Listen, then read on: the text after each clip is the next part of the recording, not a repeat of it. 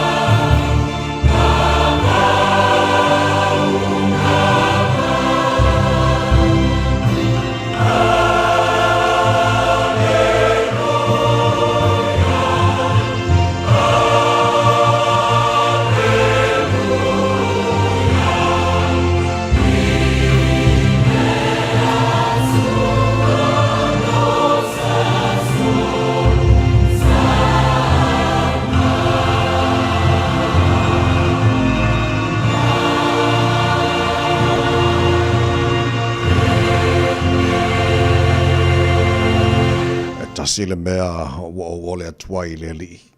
O le mea lava leo te sa ili atuai. Ia o nofo I le fale o le li I aso uma o le wala. Ina ia o loa tuai le matango fio le li ma o sa ili I lona malu. Matu o rausura nei tai au sing sengi. Se mua lava o na matu pese o vi inga lo matu o tua a wa matu tata paia foi au whaamorianga o le ola fau le nei tai au. Wa mātou wifo I ulumara nei tai au fau, tau lo sili ese lo mātou, ta mama mātou whaampe atu, e le lei lava oe, e pa ia lava oe le tua o au, o le tua ifo o ma iai o mena e whaia, o le tua so I fua ma ni wavau e o le whaavavau, o le tua la e le vi ingo le malu o le tua oe pulpulu le matango fie. Ta maa whaaftai tele lava, lau mea lofa o la fau o mātou maua nei tai au, whaaftai lo lofa, mo mori whai matete e maile fo launga le tenore nei tai au sing sengi. Whapopol ni aso fau do latu si fua mora mātou ni yola o mātou o lieli ni aso lua, o fitu e yaso aparila o mātou fo launga o le nei tu sanga. Ia o mātou malanga o ni aso fau lo mātou o tua, le ai lava se tasi mātou te maruai, ua na o oi lava, ua na oi foi mātou te mauai whaamonianga ta maa whaamona mole, tau te maile mātou fo launga o whai nei. Pano ia whaiwa, whengai mana tunu, le nia so fau, mara wha moena mau se malolonga le lei, le nā fo long weekend, ua tuana iatu, ua malolona ia mātu whanau mai alantu, ua onga, marutia pe lantu le Paulo lo walofalo mātu, tua mātu le talo, whamuria la tunu peli Samoa, tai o la tunu, wha pe nā fo ina i o mātu, tangata umai Samoa, ia male lala mal papa awa so se vai ngore nei lalo langi fa mo for nei atu New Zealand ma tu no fo ma wai fa pe na tu uma ole nei lalo langi le fa ngalo le tu mal mul panga mar tampo inga de ma tu asin sino le tu no malo ma tu malawra ni aso te to roina la to le ma fa no lo fa ma wai pe la tu si fu la le tino sili lava ele anganga o me o mala fa ma tu fa le nei aso fo wa mai lo ma tu mātou whaia lava ine fo i atu vi inga I hante oe ai tō maua pēr lo mātou whaatawa. Ta mā, whaamunia mai le tautua Rita Samoa ni aso atoa o mātou wole mātou walau i nei mea malava e ala swa whamanu malo Yesu Kiriso lo mātou rii para mātou whaahola. Amen.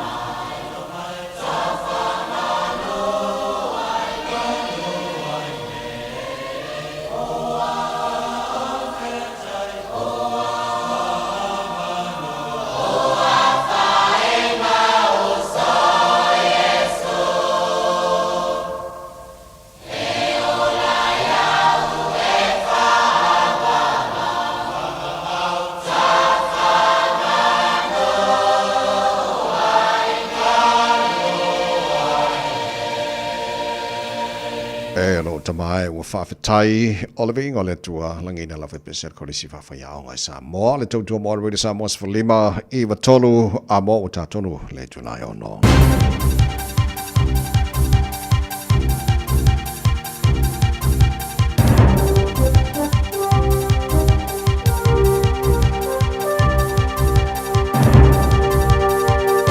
In this update, cheaper vehicles and global volatility are driving more EV sales. Latest figures show electric vehicle registrations last month were triple that of March 2025 at more than 2,400. Hybrids and EV registrations have outnumbered registrations for petrol and diesel-run vehicles. Drive Electric Board Chair Kirsten Corson says New Zealand is still behind the rest of the world. Globally at the moment, 1 in 4 cars sold are electric, but in New Zealand previous to this it was around 1 in 9, so it's great to see these numbers treble.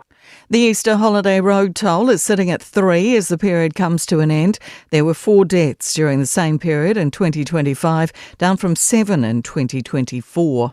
President Trump is describing the rescue of a US service member who went missing in southern Iran as historic. The air officer had been aboard an F-15 fighter jet that was shot down late last week. Donald Trump says the rescue was a risky decision because it could have meant more people died and involved 155 aircraft. A lot of it was subterfuge. We wanted to have them think he was in a different location because they had a vast military force out there. Thousands of people were looking. Meanwhile, Iran has rejected a proposed 45-day ceasefire, demanding instead a permanent ceasefire with better terms. An update is expected by midday regarding water restrictions imposed on 4 central Auckland suburbs. Watercare has issued a boil water notice for Hillsborough, Mount Roskill, Royal Oak and 3 Kings after traces of E. coli were discovered. Some potential relief for parts of Christchurch battling a persistent stench, but frustration remains. City councillors have opted to pump more air into the ponds at the Bromley wastewater treatment plant, rejecting Mayor Phil Major's proposal to discharge wastewater into the ocean. It's expected to cut odour 95% of the time. That's news. In sport, Megan Compayne, the only New Zealander to play WNBA basketball, believes she's soon to have company. Charlize Ledger-Walker has signed off her college career as a national champion point guard at UCLA after transferring from a starring role at Washington State. Compayne says Ledger-Walker has presented a case in 2 different environments ahead of the draft on April 13. She had a very different role where she was the superstar and she had to take on a lot more scoring, leading and driving the team, whereas she's just shown on a different stage what she can offer to a WNBA team, looking for a more all-rounder. The Tigers have pounced into second on the NRL League ladder behind the Panthers after a Golden Point 22-20 win over the Eels. That's sport. I'm Jodie Gill. Ua na ole Radio Samoa se furulima iwa toru a mo e tautuaina o e ilaungangana fitua so le vai aso. Sofa marmalo lo tātou ri whaolo Yesu Kiriso o ia lawol tū maleola o te whaatalofa mo whaawheloa ia i lea watele marivinga o te tawai sa mo la tino pele le pa ia marmalo la whaafonga ngara nei fo i tai a whau malo le sui fua maruia. Whaamalo fo le tino le wholau whaamu moe sa maruia ia le nā fo i whai ungar vaiaso le tātou whaamna tuina o tū marmalo mariu o le tātou whaolo Yesu Kiriso. Tātou awel vinga mara whaaftai lo tātou matai le langi le nei fo i tai a whau mo moni mailo tū sui fua marmatu malosi o tātou whasilwha ia dua o mala e le nei tai housing sengi fo le inga lo tatu tu le langi mal tatu de talo ta ia lo tatu matai de tatu fo lo nei fo yaso matatu fo lo le lalo na lo fo tatu ia nei fo so lua o fitu e yaso aprilo tatu fo lo le lua fe lua se fo lo mare ono se mai lo fa fo le por kala be maro le tai radio samos fo lima e va todo a mone fe le mara tasha vai lua so mai ingenio tatu Facebook mari YouTube radio samos se rata si patia mare fe la pesta el je lo simo to ona nei tavai meni tatu e no se pai ne tu la e se fulu e le tai o nei malo se fo maria ngam mana nei tai fo fa malo fo ile langi mama male tawata e lo sunga le o tavai tai ile ngale le tol nei fo tai au fatalo fa ya sa mo fo ile tno pele malo sole e ngabangwe mai long weekend man nai ele long weekend tavai e kale au le So le ola ukala ke faya ko long wiki e nai pe ya pu ko ri me le nga ye ri le umia ri nga Yes. so malo ai umari. Never enough. Asa. Le lima o tere July ono mai na mai mo na fa fonga ole lui tau mo le aso.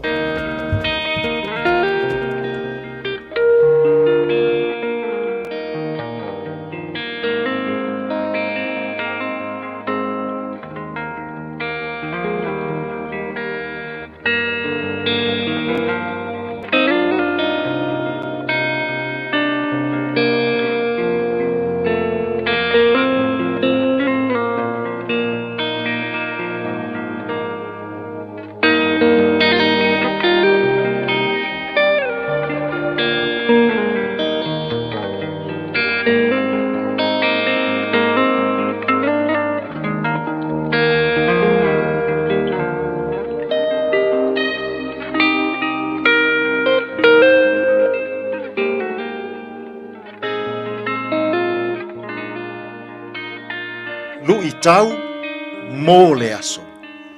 Yesu male malo le atua. Jesus and the kingdom of God. Ma taio, ma tā upu e lima, a olona foi upu e fitu. Amu ia e alo lofa atu. A wā e a lofa ina mai I lātou. Yesu male malo le atua. Jesus and the kingdom of God. O le la unga lava ia Yesu I lunga o le maunga. E whaata tautonu I le malo le atua. O loo au mai ai e Yesu. Le I tu a inga o langa mo o mia. E tatau o na ola ai le tangata whaatua tua I le atua. Ua I totonu o le malo le atua. Fetala Yesu. Amu ia e alolo fatu. Awa e alofa ina mai I lato. O le isi le I tu taua. I le tu a inga o langa mo o mia. O le malo le atua. E whaavai le au onga Yesu. I se tasi o ana mau. Ma ana o onga. O le mea e te fua ina atu I le isi o uso a tangata. E toe fua ina mai I a te oe. O lona winga, a e loto whaamangalo atu. E whaamangalo ina mai fo I oe. A e loto a lofa atu. E a lofa ngia mai fo I oe. A e whaia atua se mele lei I le isi o uso a tangata. E toe whai maia le nā mea le lei. E le isi o uso a tangata I a te oe. O le whaavaelea. O le a o onga Yesu. Amu ia e a lolofa atu. A wā e a lofa ina mai I lātou. O le mea e te fua ina atu.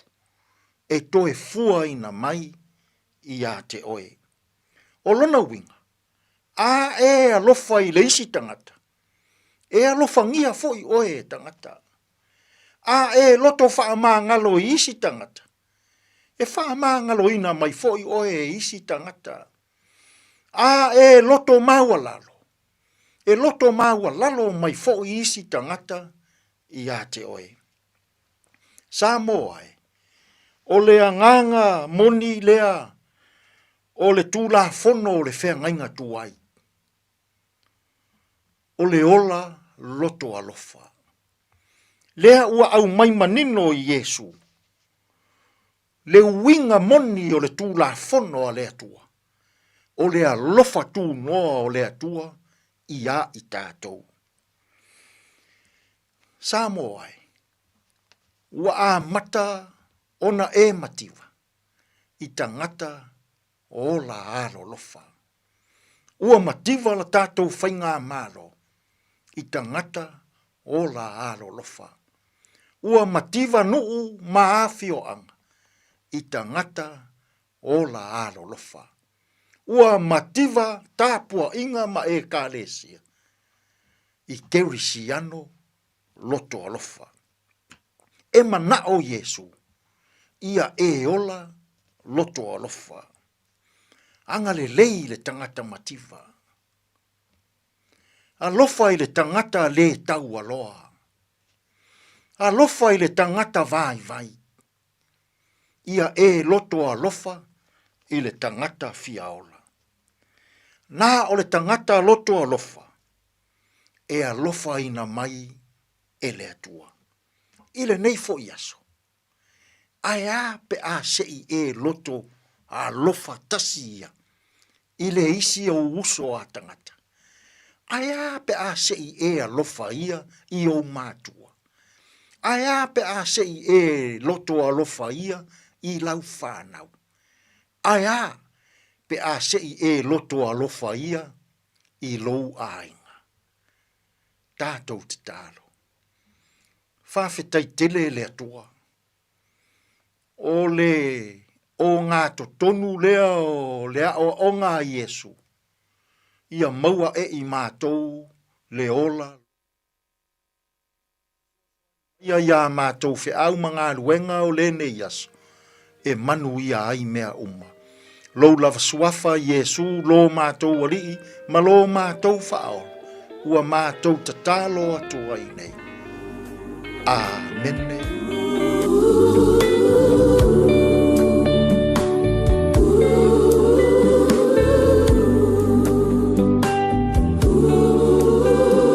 Alofa io tuoi, awe malanga. Sei amota le nei folauna. Fatua tua ma fa mo ya tu mau pea. Aule alofa ia fa sili lea.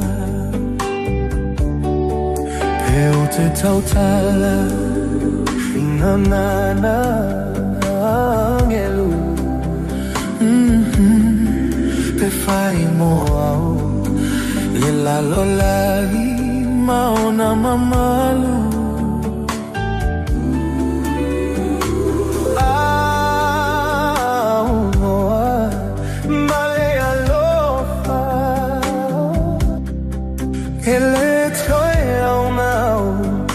Fofona olo faola. Alofa io suoi, awe malana.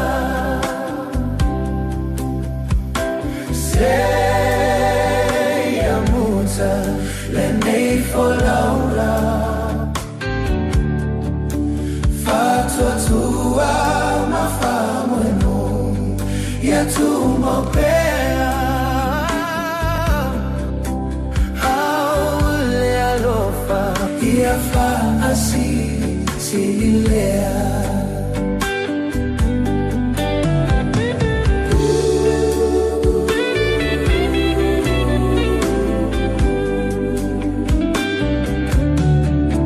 Fatua tua pea savali ia la vaua.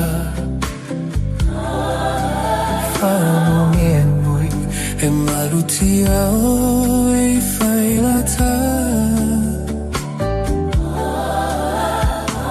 Ia mana tua ole alofa. Ole alofa ua sili lehi meo umbana.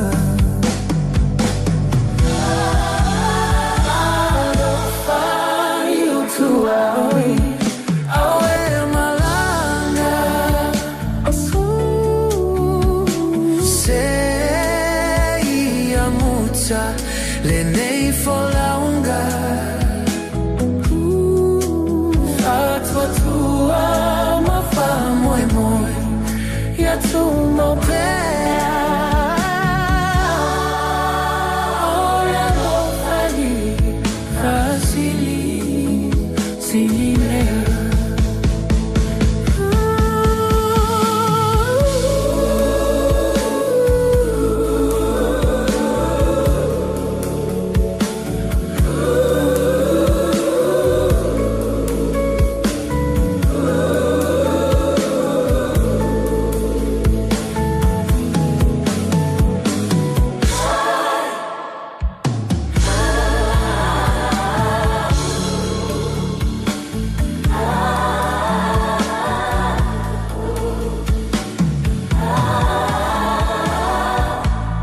Lofayo tua oia o e malanga e na wase fulma lima le wate ane le tula e ono a uma fo de nei so lua o tu maulu o lofa ia lale malele malato ma auto ma mato oka e o mo fo le nga lu tau le so lato anaya le minuto na fanga solo lo tara bokalame o masani o le tai ao o tara musika ma kwai fa fi ore nei tai ao fo ia ma fa mara se fo na tunu le lo su tu te manga wenga o marka ko long weekend te kwata le fitu le tai nei ona ngalo e te o fa no mai so tai mi mo tara bokalame a retolola te pena mai sunga ya pasta la fa na kopa fa na tato ma ro tai fa nga mo nei fo ia so lo today in history data ba vai por mena tu pula se fitu up rila le telo to sanga ba vai ona tai no fitu e le tai nei mo fa pongo tal folding al protania pa tal fitu por klava na matai le tado tai a mo ta tu le poti mai lunga ole awala Morning am tavale ia ole nei foi taimi lunga tato awala ia ole mai tawa tolo o matua so lunga le leila va foi kilia le leilunga le ala tele e le o ia foi se fa la la vitau tavale nei taimi le taiao nei lam ta inga mfautuanga ia pe ai foi suinga la ititi ole tau lunga wana tele ia manuia tele la va foi ave tavale lau fainga malanga le am tango nei taiao sfulo no minute te ai le tulai ono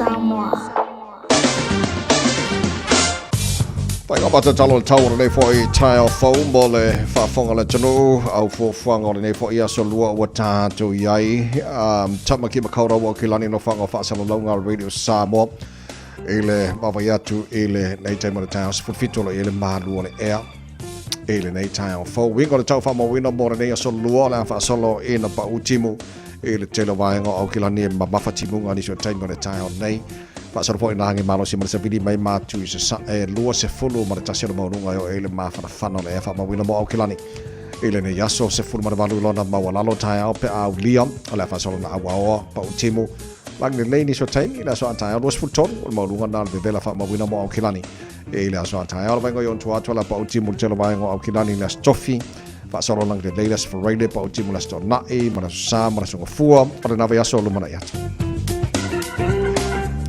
Pamabonga o marau tu ina mai la mai tau nei foi taimi ole tai au. Ai ni si swing ole tau ile nei foi vai ngole aso, ma nei foi aso ato la faina tu ina tu mo oi le tu already Samoa. Ina was football lo te ale tu lai ono penino tia fau vi o leo tala ina fa fianga already Samoa nei foi tai au fo. Na tu anga tu te manga ro ngor tai au fa boy na mo se malo long on a late long weekend. Mo ia faiba. On nei foi aso pesele. Yo Samoa Malena singa wata wata malo sata mafai mai nei ua Amalo le tamale tofa le famoi moi sala vasia Lo watano ole na ole ona so fua ole sami Te lo mai ami mano si ole vatai Lo watunu pale la sei tu ia le peti nei ai Mama se ave no te ata polo polo le mafata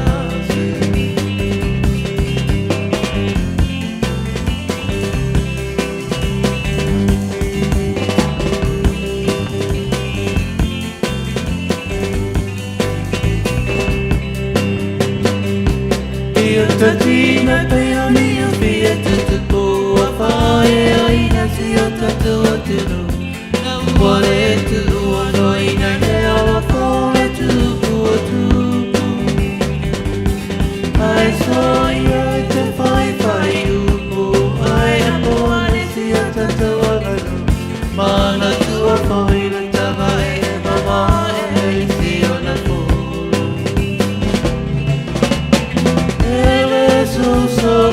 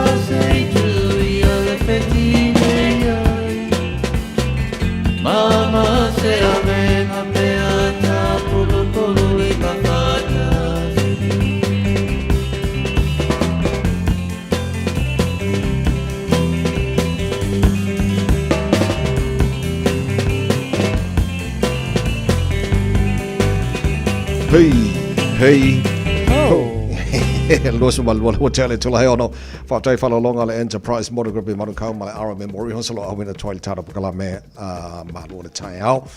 Ia whāwau le tāntou Pokalame ina wa mai fo ia sa malolo o le asamadiu lātou. Whamoe na mo se malolonga le le mo tātou. Ia o lo usu le tai au. Ia o leo kako koe back to reality foi. Sia kako wa mi o. Ioi. Malolo wha malolosi. Whaatalo whai pānga o mali tāra Pokalame o whawhela mai whaatalo wha mai runga le tāntou Facebook mari YouTube o le Samoa Malo whawhate tele lava. Whawhate tele mai o tautua. Tono lo maota, tono ta vale. So se vaenga lo mai mo whaafonga mai le tino vi iele no fole tua. Ne foi tai au fōu tāntou au lia. Ai eisuinga wa iai le tau mo tātou New Zealand. O le ana watu talo le tau mo tātou iai au Kilani. Whaasolon pa utimu le telo vaenga au Kilani ne yaso. Ia ma nisu aso ne foi va yaso. Titilo atu le tulanga le Pasifika. Pea lau tau matau watu i le tau e masana le Pasifika. Januari, February, Mati. Pea masina e masani o na whatia le Pasifika. E tulanga ia matangi marolosi ma timonga lau te wawai atu. O le ua perila, le ua matana lapta ia mai le Pasifika inisio o foi o whaama. E lua ni a whaalo o iei le taimile nei la sunga le awa au tutonu lava foi o le Pasifika o le olo o lapta iai. Cyclone Maila i le vaenga le Solomon Sea. Ia ai Malaysi foi o Cyclone Vaianu. O le kamala leo le i le vao Vanuatu. Ia mawhiti pea po le itu i sa sae o Vanuatu. A olo o taatia foi i le vao Vanuatu. Mawhiti o lea la olo o lapta iai lava foi. Ai mai se la o lea ua iai le vava ai foi lea a tangtanga i mamau foi i la tau o vava ai le tau. O lea ua lapta iai foi la tatou. Mai se lava foi le vaenga le Northland o Aukilani and Bay of Plenty, Coromandel area. O vaenga i o lea ua iai le lapta inga na mata mai lava foi la sona na fisa ia o mai lea so se taimi o le nei aso na wha mautinoa lea pe wha atu mawina lapta inga ia au lapta inga mo ti munga malolosi a le ngata foi le na o savili malolosi ia o le mamawhalau ti munga nei e mawhai lava foi no toi lolo vai a vaenga ia na le i a na se ima vai atu foi e le i leva o na mai au na whaina foi i tūlanga sa iai but o le lei o le wha amanatu mamao lea o sau mō tātou ina ia lava tāpena pena foi mata i tū ia unga o le tau e pei ona iai fo ile tau ma ulu nei fo tai au. So o vava ia tulu nama le tulango e fo le tautua o le tasile tau o le tautua o le tāntou Radio Samoa o le mwhai ona longo pueri i le atunu i so se vaenga ambasada fo i tāntou i o Kilani. E tulanga ngā i le tau, wala u tātou wanga tu fo le nei vai taimi o la saule marulu. Yo swing o mana le tau tau no fo tale i tātou. So o vaenga lana pito lungo New Zealand le pe fo ringa mai o whai o lo o lapta ia mo le Pasifika. Ia leo no a whatia fo i tātou le motu matu. E le no fo tale i tātou nei vaenga ia a ta ia i vaenga o wha le Pasifika ngā mana o fiti lau titilo atu o tapuni o ma o ngā fiti e wha wau pēna tapuni e vaswara nei ono tulango ia Ya ole saunga le mua nei whanau foi, mal tūlanga lo ia whatia foi, ia whai e pe ona tāma. O tūlanga nā lewa iei, mo whain whalawi loa le minister wa onga a whiti lātou, a Seri wa George o lo o ia lapta ia lava foi ma wha maa losi la o le maanga ia lapta inga foi lea. Ele ngatai na whalawi loa le ingi a onga, tau fia onga. A o le whalawi loa ma le wha maa losi mātua. A ua le whaatanga ina ta maiti foi lele. Ina ia o i whafo, ia wai iei vai tāwhe ma vai foi ia maa sani on ta ele. Inga ike ila wa palasi ki munga ai ka mo e whafo whailka ele nga lātou. Ma na ia ia o le wha maa losi lea al minister mo mātua o ma. Ina ia mauti noa, maone to pe va ai le leita maiti malawa foi. Ia ile nei taimi a o lapta ia foi fiti lātou tūlanga wa wha. Ya, so vaenga nalo iai whaftai le tua leo iai le ni lapta inga mo tātou i Samoa. Ai ela foi lapta inga lo i tātou li poti sui o tātou Rita Samoa i Samoa. Whainaf sosani mo tātou. Ya, so far, ia na paunao o tunu o Pasifika leo te loa leo whaisia whātia tanu mai le weekend fiti. Ia male tuatu i Vanuatu. Ia, mawalama tātou li poti i Samoa ai whaftai le li. Ya la lo sango le mo pesa mo o mai le ne foi time on tato for longa wo nei na maua nei le tai tato tala ngana Britania wa mai ia le periota foi le por time e fa asenga i po ila to e mari liu on Easter long weekend so pe la fa long atu i le poti mai le ngana Britania to tolu la tolu mari liu i long Easter weekend pe ona yai la titi atu nei lo numero le tausanga atu nei to fa like ti jatu nei lo numero tu atu lua filo fa to fitu ia o tu langa na ia na ia tar sia le afia ni so tatu Samoa ia tu langa to tolu tangata la mari liu ni so nei e le tu langa ia le taimi ato le long Easter weekend le fta o le ono nei tai hau ia lo sia ai onga ka un kal pensingi wa ka le fe wa telefo sao tara no anga il pensini o lo fai lava mai updates mai malo tulanga lo ia le sapalai o le swa o montato New Zealand so far la titi latu pe ona fai lo mai fo element style tu pe Nicola Willis o lava per sapalai New Zealand il termine nei pe ona e foi lai fa salunga ile weekend Ia, o le mai tau atu le nā fo i o iai, mo le pengisingi lava fo ia, o leo lo mai tau atu. E ono su tasi tes ma lei vaso leo lo o iai, ia o leisi, o le kiso la la tau ia, 5 su tasi aso, 5 su tasi, ia. O leisi, o le kako fio fo i lele mo afio va lele. Ia mai tau atu e le 5 se fulu i aso ia o lo o tuto e fo i. O le tūlanga fo i o lo o iai. E fai asi o aso ia o lo o tuto e le o koe kele fo i moni lava pat o le wha malo sel malo au tangia umai tātou o le tātou te le phase 1 o lo knowinga phase 1 ia monitor le lei a tātou whewa inga ma ia mauti noa o lae e ia kako fuafuanga fo ia e kau wha wheo lolo ele wheo wai but o le petrol lava ia kia o la tawai wa tātala noa i le fuel price le wa iai mana tuala o le petrol le sa iai o le ua lunga o le mawalunga le ua o iai le tau o le pengisingi le kaimi ei tolu tā la whaafitu pe aho o inisi o vaenga o le kiso e whaila o tā lau ana nafi ngō savali fo le kamoe o upasi mai luma o le sipamu tolu tā la fitu iwa o wofo o le tūlanga na o le mel na o le oiei kako so o le mawalunga foi la o le diesel le isi no whanga pe amal kōru sa lau fitu sultas tolta la fitu tasi la oiei pat o lea e whaamanatu ale malo iai i tātou e kakawa o ngā uka ngia pe a foi aia inga o le phase 1 a wā a whaatamala foi la tātou ma le utangia ia o lona winga wā ngā ilava tātou i le isi vaenga lona lua foi ia o fofuanga mamau ale malo so a foi numero na mai el Mr. Tupe Nicola Willis on a sutasi 0.9 aso mo le petrol avala to ia la available to New Zealand termine lima sutasi 0.5 days on the diesel lima 0.1 days on the jet fuel mo vale le ma fa pena o le tau fuel o ma fo tau senga wala o tasi vanga ne fa mana tula tuno fo le lan sa doanga le ngata nei it's tough time i tono New Zealand nei ai fuala ile stock bonus vanga le swa New Zealand nei o le telea o le foi el te tunga le isa palai wa matana o mai tono New Zealand o lo tau fa senga lo ma fa pona lo winga le tana foi le o lo ita to i taimi fainga ta so ila wa vai e tawan awane i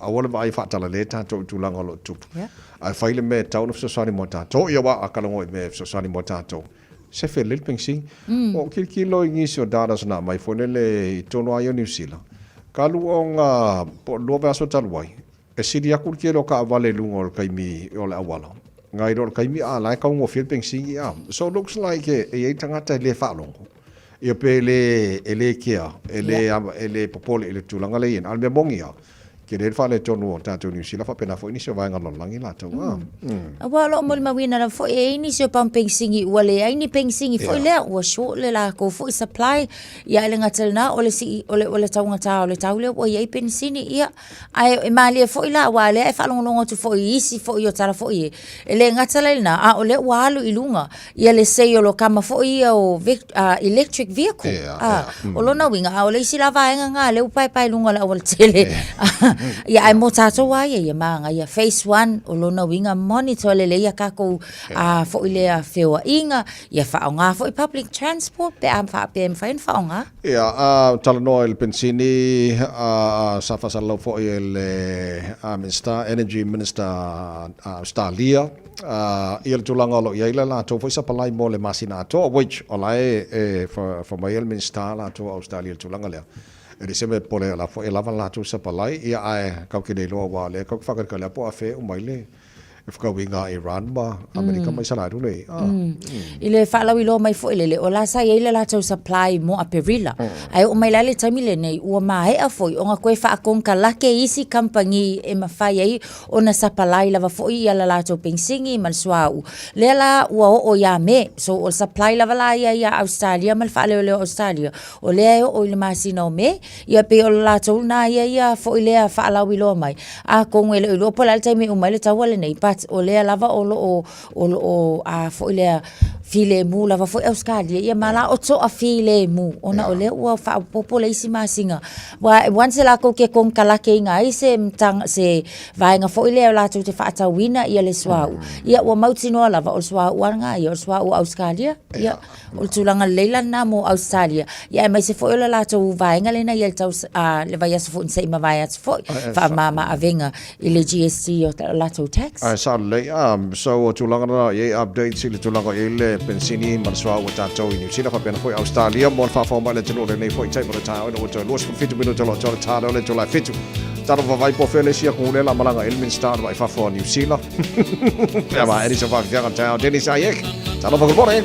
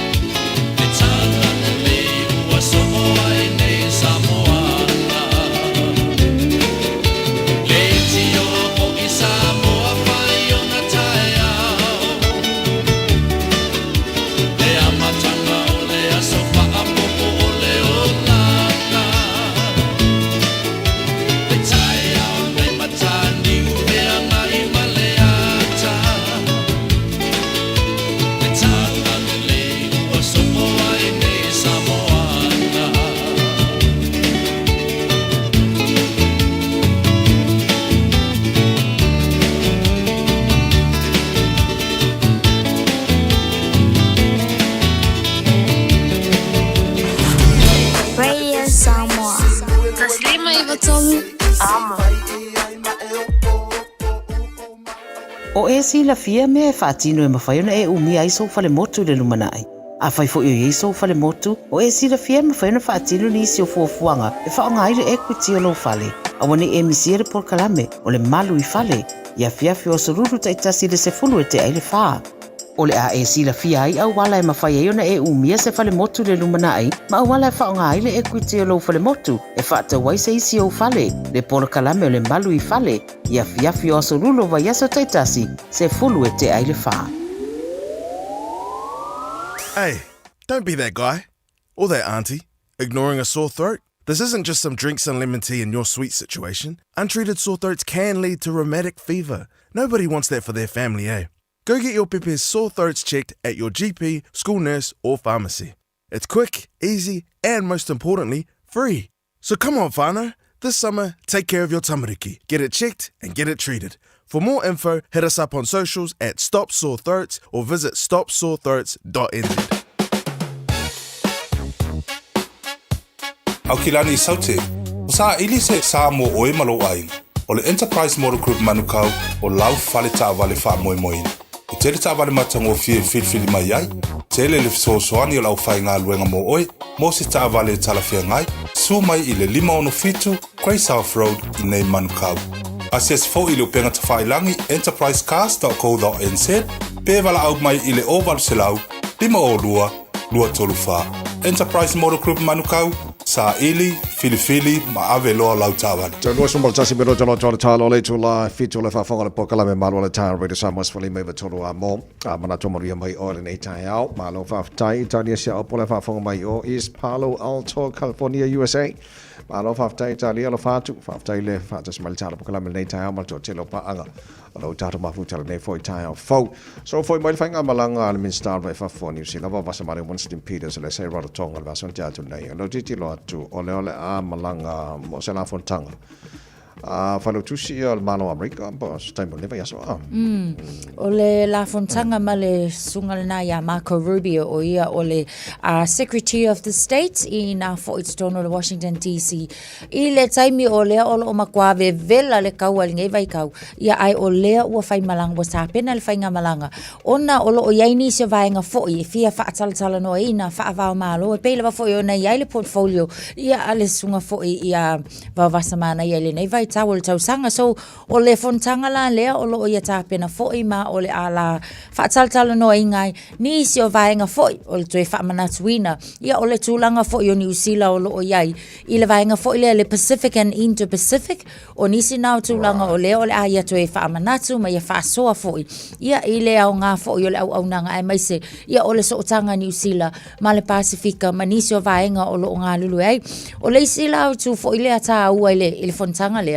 Atonu, o le a yaini si o vaenga e manui ai fo I New Zealand la tau pe atilo lava fo I le tau diplomatic, ia le ngata le na, o le tūtau le saunga le mu, security ia and economic interest. O nisi o vaenga e pei o leo o lawa lunga, I le fono leo o o anga ia tu fo I ai mai se lava fo I, le tilo fo I le anga I tua, ia I le valus fulu tau sanga I le tele fo I o tūlanga o ngā pāti ai fo I tātou nei New Zealand.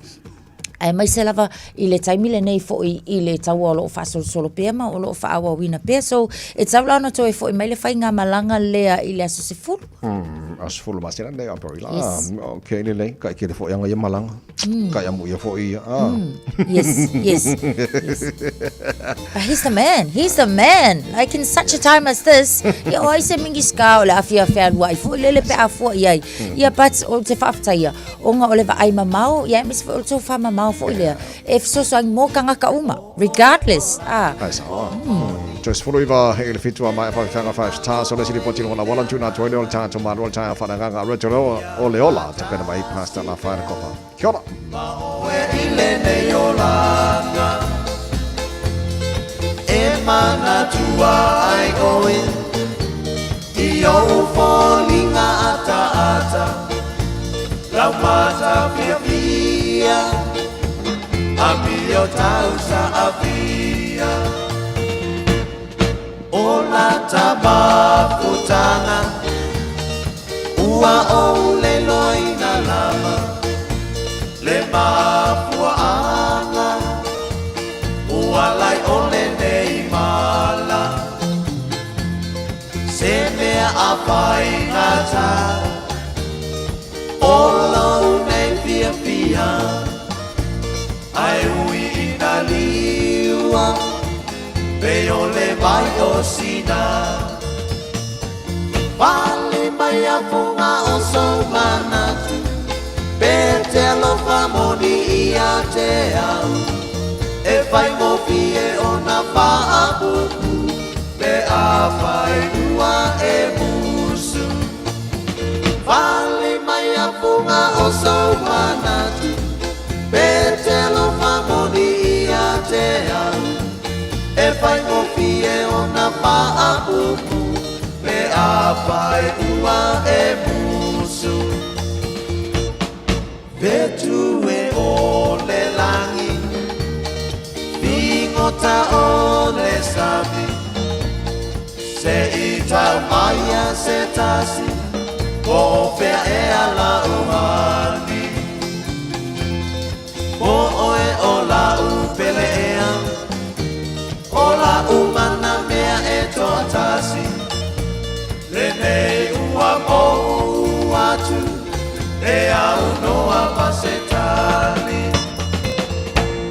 Sauia o e laudia O lea sa o filifilia E moni ai le uputusia Popula le ngata ai pasia E ui ina o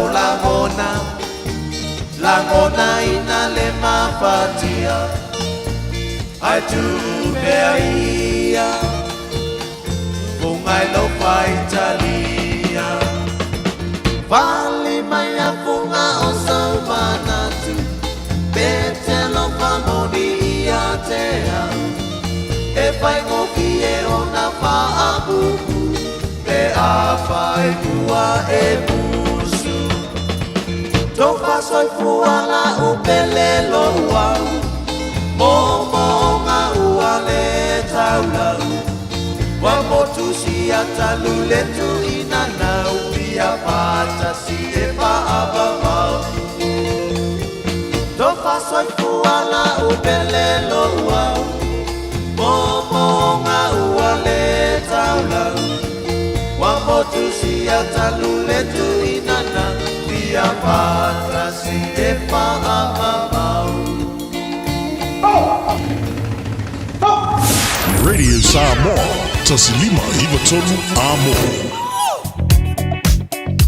Tātou toi asiasi lunga le ale tele ave ta avale nei taimi o le tai au mai tau atu o lea lava e tūlanga le lei lava fo le tātou au wala o le nā lava fo e le o iaise e vaenga o poloka le taimi le nei o le nai fato awhi o lolo le traffic mō tātou lei fo isi whala lava tau ta avale ia tau tua nā tau sisi ai pia le nā fo isaunga le mū ave ta avale tu es fulu 5 minute on tā leo le tulai fitu Talofa, we're the Katinas, and you're listening to Radio Samoa on 1593 AM. Bread of life sent down from glory.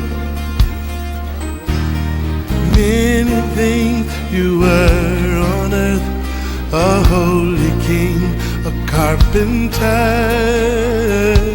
But you are the living word, say it now. Come on.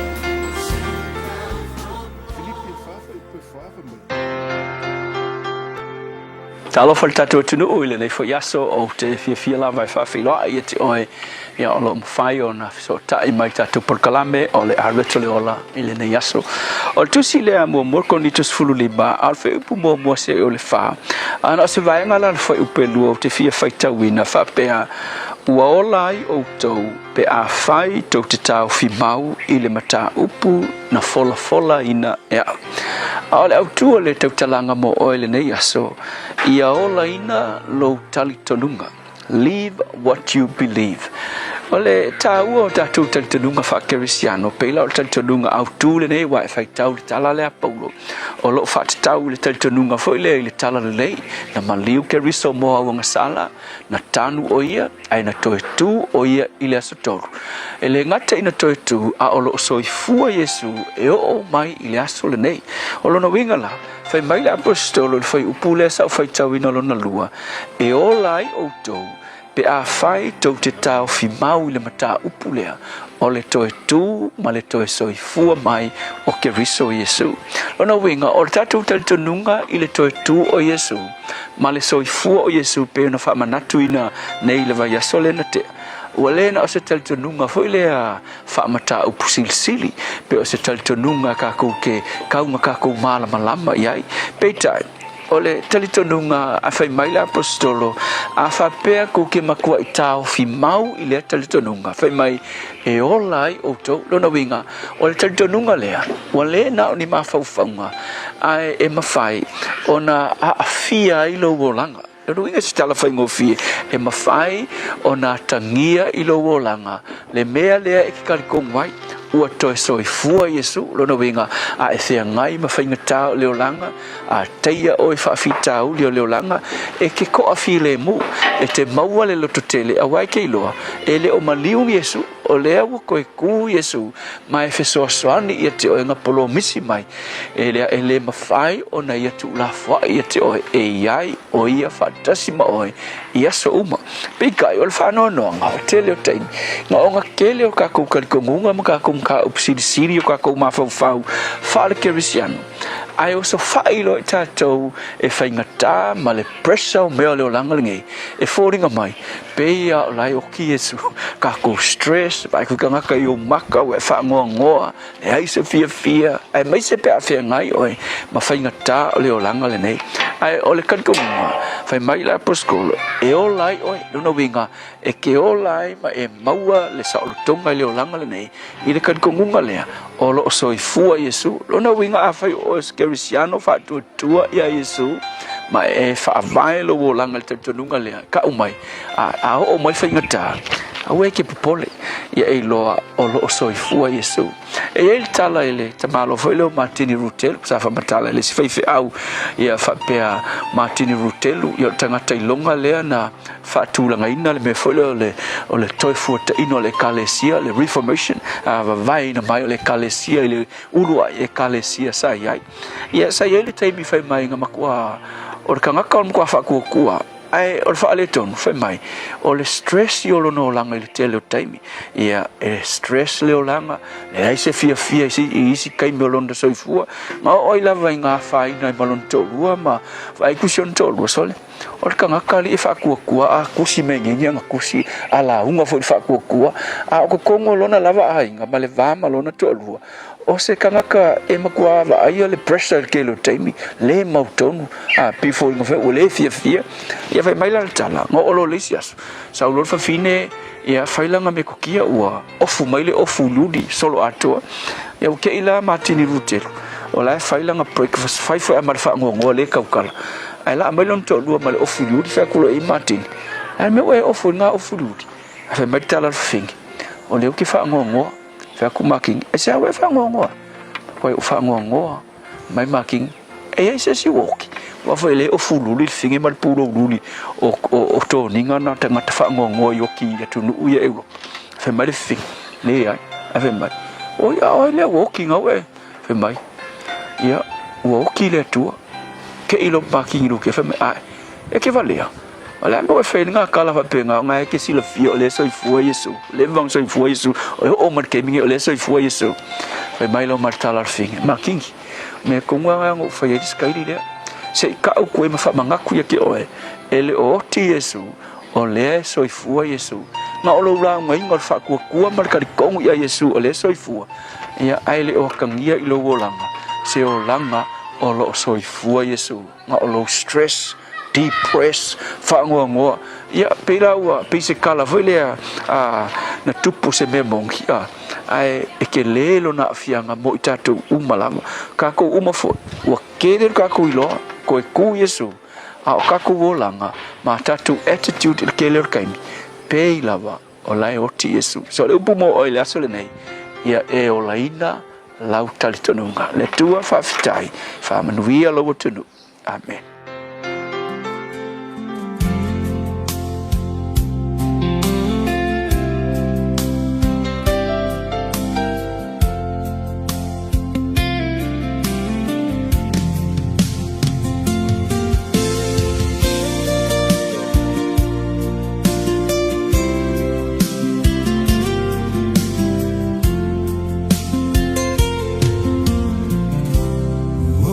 Te laina I le neinu Le ai se mea o te mali ai Peitai o le sa tauro o keriso O maua ai le vai o le ola Taga sala foi I le aso I le vai lau te le maloloto O fo mai lo faola Ia inu fua Ho e fia inu ai e malili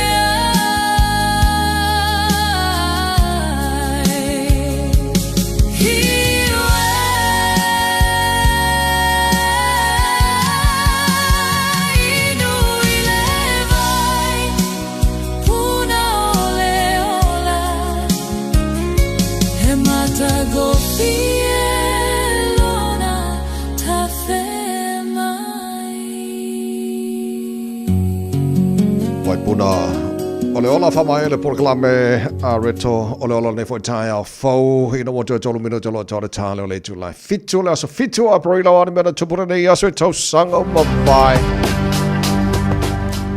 O le aso le nei I le tausanga tasi iwa whaavalu na ulua I whaatuina ai le World Health Organization I lalo fo I o le whaamalu o le United Nations. Tausanga tasi iwa o no valu le aso se aso na maitawina tutonu o le United States le tele o vesinga e mai se foi nisi o tūlanga whaalawelave sai ai o na talu lava le lefia o tangata I le tangata valeina foi ia o le sunga ia Martin Luther King Jr. Tausanga lua afe sumalfitu ia I le aso na whapenao na whaalawiloa iloa I tutonu o le United States sasi fo yo atati whanga mana ia malemali the Smurfs ia po le The Lost Village. Ni sinau wa ingai mena tupile nei aso. Tausanga ua mawai.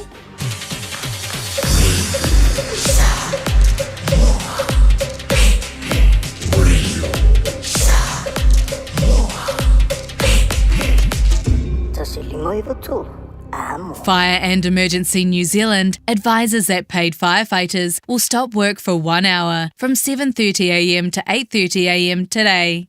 During this hour, fire and emergencies response in some towns and cities will be delayed. Please be careful doing anything that could start a fire. Do not leave cooking unattended. Remember, if there is a fire, get out, stay out and call 111. For more information, visit fireandemergency.nz. Oso. Son, fe o kausinga iau makari I la manga iau lau ka vali fou. La boy amu so. Bag. O le Enterprise Motor Group man ka. O uso yai kai awangi. Le yang whakamoe lau whainga duenga. Ai o aku rea fia o show lau ka mai lunga lau ala. Pa o ma koinga ka vale. Piki apu SUV van. So koinga ka vale ha. O fe foi cover. O le lima ongo fiku Great South Road man kau. Pe vile le over se lau lima o dua kodfa. Enterprise Motor Group Manukau. Sa ili, fili, ma ave loa lau taavali. Le Aro Memorials le awaunanga wa ovantu ma le tolu se fulu tausanga o tautua mo o e malawainga o maa whaamaratu e ngau sia I le maa mora e pito siliona le lei. E mawhaiona lafo le maa whaamaratu I Samoa. E tolu la e mawhaiona e asiasi ai e whai e lau filifilinga ma ngele manukau maniulin. Pe te tanga iane le aromemorials.co.nz. Morisi whamtalanga wala au le lua fitu ono fitu valu fitu. Lua fitu ono fitu valu fitu. Le Aro Memorials, ma whamaratu I se tautongo fie e ngā osi ma le whaamaoni mo e pele I te oe. Talofa Samoa, e mawhairu sosoni atu Dr. Chen I ngasi o le maisoka, toto maulunga, ti ngā le tino, whaapaui no mpauna, maisela, mangyesa ma le kānesa. Maua tia whaamamai lo puta ma le paste mo nifotinga ma le whaamanongi no lo fofonga. Whapea product po o loha fisosoni e whaalama le mole ma dark spots o fulinga. Ua tele ungali ua mawala to pepe o nar sosoni a Dr. Chen. Ala au noi le lua fituono tolu fitu, lua fituono tolu fitu, pea fiuane I le lua ono Great South Road I Otahuhu. Talofa o to finga le tau tala ma eselo fia whalongo le breakfast le Radio Samoa o te maa o nai.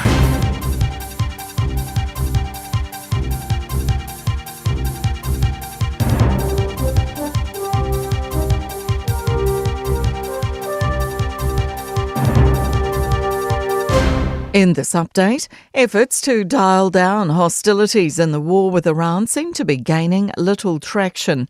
Iran has rejected a 45-day ceasefire proposal, and the White House is yet to state its position. It follows President Trump yesterday warning Tehran that US forces would start blowing up Iranian civil infrastructure if the Strait of Hormuz isn't reopened tomorrow. He's reiterated the threat in a press conference this morning. We're doing unbelievably well at a level that nobody's ever seen before. The entire country could be taken out in one night, and that night might be tomorrow night. Low-income families with children will start receiving extra cash today to help with rising fuel prices. Claudia O'Neill has more. About 143,000 households are eligible for a $50 weekly boost delivered through the in-work tax credit. A further 14,000 families will be given a smaller payment. The package is expected to cost around $373 million and will apply for a year or until 91 stays below $3 a litre for 4 weeks in a row. Finance Minister Nicola Willis says it'll help those impacted by rising costs caused by the war in Iran. Winston Peters faces a challenge articulating where New Zealand stands in the wake of deepening global instability. The Foreign Minister is in Washington this week to meet with US Secretary of State Marco Rubio and other top US officials. Conflict in the Middle East is expected to be a leading topic of discussion. Waikato University law professor Al Gillespie says countries are hurrying to form alliances with the risk they could be pulled into war. New Zealand will be trying to find a position which protects its interests and hopefully an international rules-based order. It's difficult at the current time because there's so much uncertainty. Peters will return on April 10. Queenstown's cable car plan is a step closer to reality, with a fast-tracking bid underway. The network would link the town's centre with Airport, Frankton and Ladies Mile, carrying up to 6 million passengers a year. That's news. In sport, a second chance shot at goal has seen the Tigers pounce to second on the NRL League ladder after a Golden Point 22-20 win over the Eels. Jock Madden was handed the opportunity to secure victory after a penalty for offside went against Dylan Walker. He didn't get back 10 metres before trying to charge down a previous Madden field goal. Madden says the win is a result of pride and being a hard team to break. Phoenix by name and by nature in 2026. The Wellington men have risen to sit 1 point outside the A-League's top 6 with 3 regulation matches to go. Former All-White David Choate says a mentality change brought in with the interim manager Chris Greenacre has them playing their best football in some time. That's sport. I'm Jodie Gill. Ua na ole Radio Samoa se furulima iwa toru a mo e tautuaina o e ilangungana fitu aso le vai aso.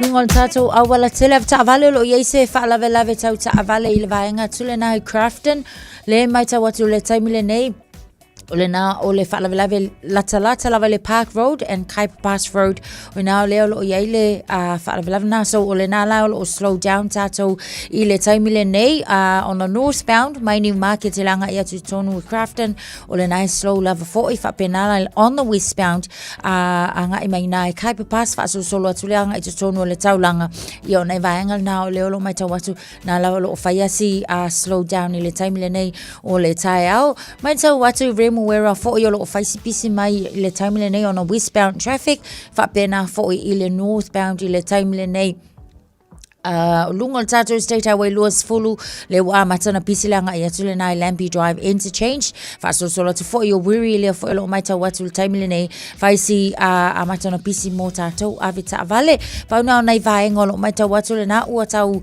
nga mai for le pisi timeline au so vaenga na tu mau ile fe lolo ia male fa la vela ta vale na se tau tu na sanga le mo ta vale le ma minute te ai le tu life fit Radio Samoa.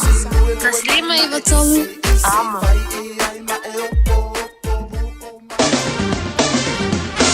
Parola versi fola tunu faftai le taria mail tu tuan nei vang ole tai au o le vainga la tamare nei le tala le tau na tano mata mai Samoa va tu le mane mai langi le tau Samoa nei temole tau los furtasi le mafana fana le vang ole tai au o te le baru Samoa se ka ko kai ko sala o masau vanga lai o aslo le kikako le kula kasi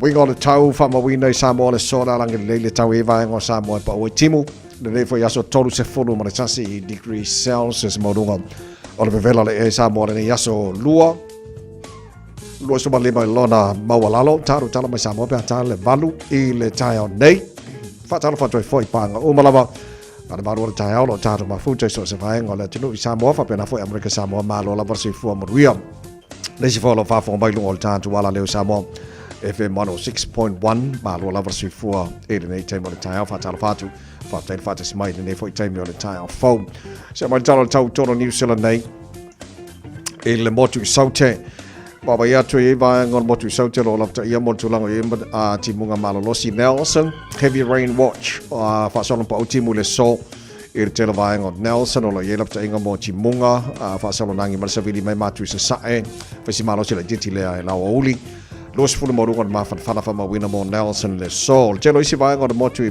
Sautela e mana i mai, Westport. Awawa pa utimu los fulu morunga ma fana fasona awawa lang de daily tau Wanacast fulu iwa morunga ma ruona e Timaru. Fasona awawa pa utimu fulu morunga ma ruona e Queenstown. Fasona awawa lang de lei pa utimu liso taimi la awawa lis fulu morunga ma ruona e Jelo vaenga i Kaikoura. Fasona awawa pa utimu le nei fo yaso. Malo sila sa vili mai matu sa sa ini so taimi le fia na nei. Sful wadu marunga dal malu e fa mawina mo kai kora le so in Chicago fa so lang le leili tawi awa ni so taimi lo sutasi marunga ma fan fana Greymouth lo sutasi marunga ma fan fana awa pa timu le nei yaso. Tera bang Blenheim fa so awa pa timu sful iva marunga malu le Alexandra awa fa pa timu lo sful marunga ma fan fana Dunedin.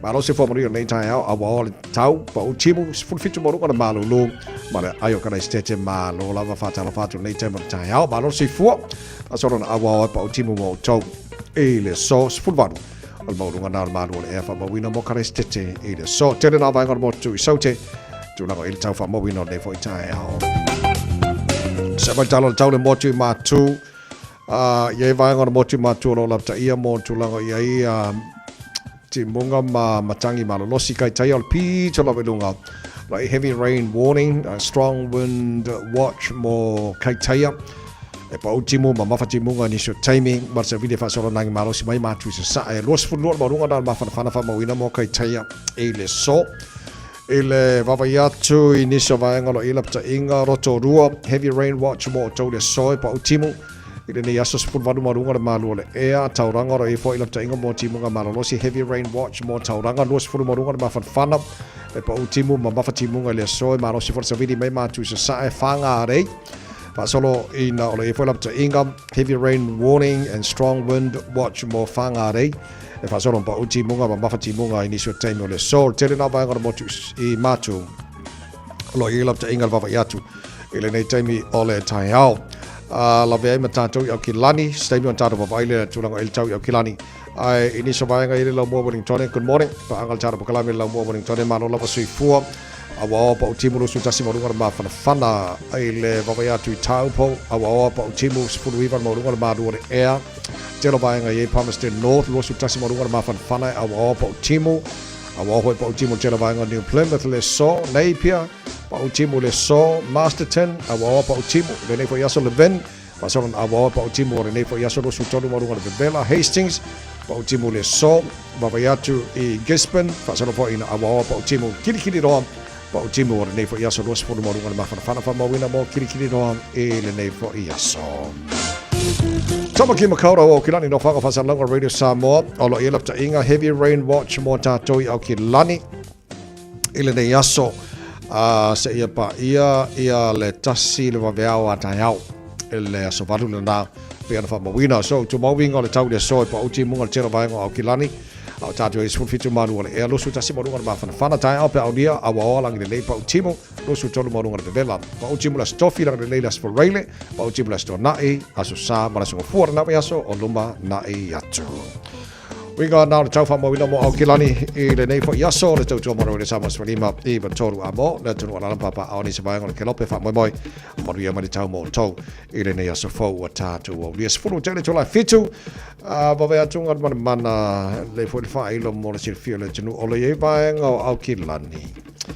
o lo lapta ia e te tau ona wha puna le vai ta mafa ia ona o afianga o sua vai o lo iai te lo la pe te lo fa e vaenga o kilani le na ta ua o lo lapta ia e te tau ona wha puna ia le vai ta mafa ia ona o afianga o sua vai mo pitonu ia Atono lapta inga na amata mai lavela songa fua ia asolua ia o neifo ila manei ia o lea o lo o wha mamafa lava mo vaenga ia o Hillsborough Mount Roskill Royal Oak and Three Kings ia e pe o nai lapta inga na mo nai vaenga e leo vaenga uma fo ia o vaenga o lo ta ua mai but e iai nai vaenga ia o lo o nai vaenga na e pe o na ta ua o lea o lo o lapta ia so e ta ua lava la fo ilele tangtanga I fo ilunga mai se lava fo ile ofisa le vai ia o ina tonu lava o lo au mai ai o le na lava fo ilo iai ma le whaafanua fo ilea ia e tangtanga ilele iai tātou pe ia ona sila fia ilea o vaenga o lo alalam papa awai Ia, ole tau ole nā ole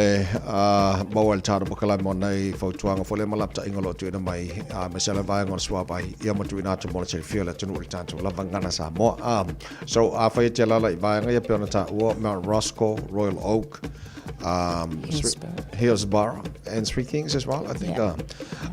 So ole fautuanga lo tuina mai e te tau na whapuna ia le swa bai ole tau mawhaina ia mo saunga le mo tātou so ne vai ngana lo ia ai se lapta inga lata mai o la fai fo na so swani tāra pakalame e tuina atu ia wale si fio le tanu nei fo tai fo fa malo fa tai monisio pa angal tāra pakalame fa fa tis mai nei vai ngole tai au ia malo la borsui fu la ngalo sui mako kai mi ngi usira e se mo kwa sui so fo ngi kai mi se ka fe ia la wa va ver kai mi samo wa te rola mo te balu samo kai mi ia de kwa ka ko fikua ia te lo si vai ngale Australia pe au te lo na so tai mi so tapa angal va so tatu nei e sui fo la kai mi mo pe a me le pone ia so ai no ko sip sui inga o tatu te mi me pone ba me si vai nga fo yo Australia ia ole tu langara na iai manatu sama riera long weekend to toru la to sama le tu se mari potin ma wal tar bo kala me nei tai au ele vai tai mi ato ole is the long weekend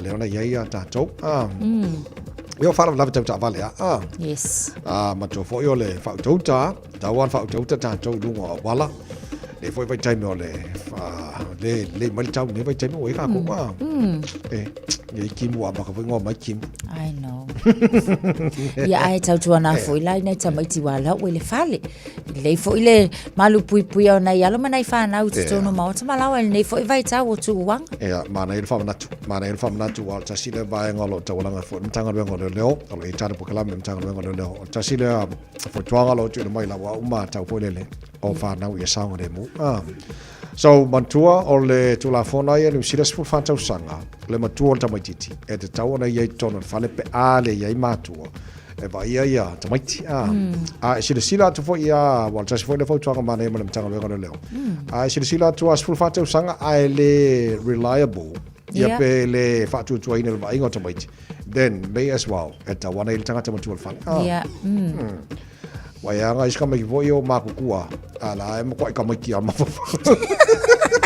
makua pe makua ila ma fo ka o la kikile ka ku ala ya vai ngana ta wo fo mo tato fa nato ya fe ngai nai fa na fo mo nato ma lo longa mai ya o ngare nei vai tai mo tau sa mo tato ye ya le lei Benga mai mo ngi so ka longa fa ngol vai so le se le manga ngai o ka longa so mai ngai o ka longa la ka ya ma fo ma ya wale o ma lo fo de e pe sa lo ko la ka ka TV so le pa kai lo ka kele so ka le ka kele so ka po la kai mo bai ka longa e mo kai fa ko ade le ya ma sala sa ka longa la ka kele fo e fo le ka kele misia ya de nga ko le diki ade yung sa ka ona manga ngai o ka longa ka longa manga ya e la ka longa manga ya fa ngo nga po Ada nga fai we fo ta mo sanga nga weekend le diki. Ora io smale West Tigers. Sole. Aga va ko fi nga fo ar ka lo nga ri se o ar kai mo vale pe ya fo nga bai nga o fo Golden Boys le me sole ma lo ile o West Tigers. Ele io son qua ma ka si le au ma nga ia sa le sa ngi. La u le West Tigers. On mo ka ba nga ya sole au. La nga mo lo ka pingi fa de le ya ku le Warriors ni fa. Ale wa mai foi. Ada foi para de ka sori. Nga ka malo Benji maso sor malanga. Ama ya mo ya ka no na ka maka sor ka no nga ya la maka de liki. Ka no nga ko Auburn Broncos mal Titans. Sori. Ya ma ko na ko sor Clash la South Queensland. Right. Oh, mo ya South Queensland ka pingi lao. Sori. Ke foi ya ko le ma ngayo ka no nga ya maka sori. Mang malo le Broncos los full le Titans. Io so e follow marcalo con le Warriors. Ai woi. Aka la baka le ka lo wale pisa ma sapora se le Warriors. Ole badi fo le me. Waka waso mali wa koi ma. E cos'è malo lo ka ko le mari wal fa ola. Isa le koi kule le asa le la ka fa ko. Ma sa o wale pisa sapora se le World Cup of Fire. Ja, so ja. Maar ja, Mai wa pela ku lima kai mingi na Warriors la ki ro ku le tape. Yeah. Wale ai numero tasi le Panthers, ia lua West Tigers foi luna tolu Nines, Fire Raptors. Ia ai lona lima ko ia le Warriors. Sa ola ma ngai so le. Ma ia mo ia ka longa la ka so le. O ka fia se le ma ia mengi o le usul ka ia so le mo ko isa lo ko la ka ka longa la fia ma ka longa ve mo ka se fulu le po. So ma kwa mau le ia. Fa ko le ia ka ma so le a. Yeah, malo lava supporters Warriors. Yeah, up the was. Yeah, famalosi. Malosi mai. Yeah, mas ka ko ki manga yo ni tai se fa ka ko ki fa mo le. Se ko le le ale mo ke fa ko se lo fa me fi ngi ka ya. Le se me le afa ngo ai, le se me le afa li e foi. Le stalo mana yo, le mang malo la le awani sila tamai tai. Foi le kikiki. Siampingi ka ko ya South Africa. Ile ta alonga lava fo kikilenga fa nga solo. Ia ola so fala o perila. Le lana fa ye lo so nga siampingi langa. Ia le la manu malo e fo ka ko au kiki. Ia sorry. Pe le serious le nga malo Africa ta alonga mo. O ako longi usila ka nga malo fa banga ia la le final le. So le final la ma se pe al ka longa lua e ngo kiki lok so le kala ka kengi le a angusila. O ka mai ka so le pe se la u fiku se fulu mon ko po ai le pe so le. Yeah. O ka se ka ma ko ale le fo ile ka ri a. E ale la ku sala le asa la mai ka sa ka longa mai vola ka ma so. Yeah. Ka longa le a ba ngo ka ba ka li kiki a. Se e fo nyalo sa boy o kiki. E ngale la ka ping. Ale ko mai ka longa mai fo ia kiki a. Se le ta alonga ese. Ai sa wa. Ia le lei ska ko ki manga ia na so dua o ka fefe ia wale o ke mo ki ngoa ia nga makwa I mama fa solo a ko le weekend la to ia o nga fiu ke mo ki ngoa o la nga makwa I ko maluka ya fo I ka mama ali di fo nga le o a ma jala ka ko boy usul ka ya nga ma lo le ka fa pe ai fa ko le ro ka boy ko ma wala ba ngo fa lo e ale lei o se mere le tele for tatu piti o tai out like ele ka ko wesi fa ska ko wesi po ska ko su wesi ia la foi kere fai pula ia sole fai pula la ia walo fa foi nai pa nga foi va ku pusa fai pula ai fa ko le ron fai de poiso le o sole wa ma nga ia sole o fa pe o le nga fai poi ale se kia nga okay nga illa fai poi ka ke lo ai la ko nga ku fai de poi ka ma fai fa mai sole se kia fa pe fa fe kai ya fa pe ai wo ka mo wa ku le la ka fai poi ana mangai nga sa la kia ma la poi le sky sa nga o ko fa ko poi kia va pe o fa ke vai e ai me ye mission o poi fa ro le mai pe ko lu e ingredients la mission poi o va aro ko fa ka nga ko pe ke sa ko sa ngi kia se fulu mo se poi sa mo se poi fa ko ya ko ma ka ya se ba ya ele lo se poi se singa upa itsa no au mai ai sawa ia la ia le lei mai sta tu ti mana yo nei tai au ka sine ka mi mana ia wa le wa marolo nei tamiti mo tanto matua it would be nice if we stay most tai au no fole la mane fa lau fa skoi ki manga yo ka au ai quality time quality time yes le nga tele fa le ki au le manga ia fa ngale fa fangu mai lunga en ia makua I fa ko singa ia fa le lunga kule le vai o mai lo palo fa kasi ai o le makua I fia tamaiti ai ku ia ngai responsibilities for ia sa sho kama kang la e ku kong le sa le ya kang e fa I mai koko kang mai koko ngale ka ke fa ia kula mu linga e muli vela koko ala sa wa makua I pepe se la ula ki wa foi le fia wa ngale fatas. Le se mele le learn a lot Tony mele le fa pe o la baking le la fa keke banana cake mo chocolate cake fa singo e fa ka e como o le makua fia la votamiti e ala la vanga le nga yo o ngole le yo se metu o ai a ku ai Aku ai okay kamaya la le maria marolonga nei fanau de ba chai no sanga ta tu ela to marolonga maya onga los futasi o tera tula fitu por kalabe manual taiao already somos polima eva tonu a mo fa fi fianga o taiao mai alian so ile tana por kalabe ngana por tania think a minute good morning yo Yo. Ae ala usu ita ile faiba o ma fau fau. Olo upopole ne ite iwane taulau. Taulu uaile upu uale aule ina ilau. Aue ae se ifaiba isau upu. Petua ini mala, petua imanu. Sau fugala upele, sau masina ipubai malu. Se inuane ai, tama ole nu. Sipa makenge samo. Ia fiae, ile teine petua ini ya. O pusata fai male au angelu ilunga. Ai popole no unocho ona o sautukua inana. Ne inilo utuma o ae ali ali na utuma.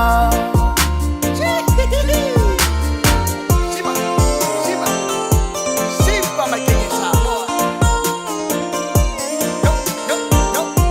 Ayuli mai kama samoa. Saudia. La ola uala la ialiu ele ele ole nei masa se io ua ua chucha tala tala. Ia pa aue ole tai tai au se io lele atuai la o au ele anga sunga watuai mai ole manu au.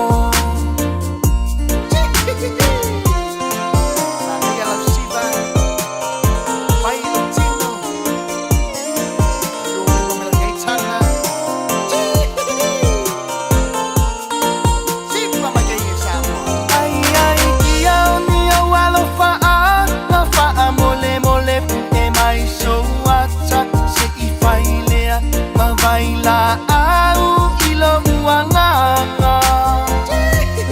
Etse kisi si au limalia ipa alele mai ile matang ele anga sunga watu ai mai ole va afi.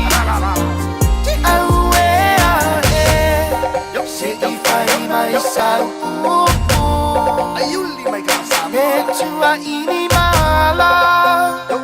Petua imanu. Sau fugala upele, sau masina ipubai malu. Se inuane ai, tama ole nu. Talafalava, I'm Annie Pulitiwatua and you're with Radio Samoa 1593 AM. Just think a minute. It could change everything.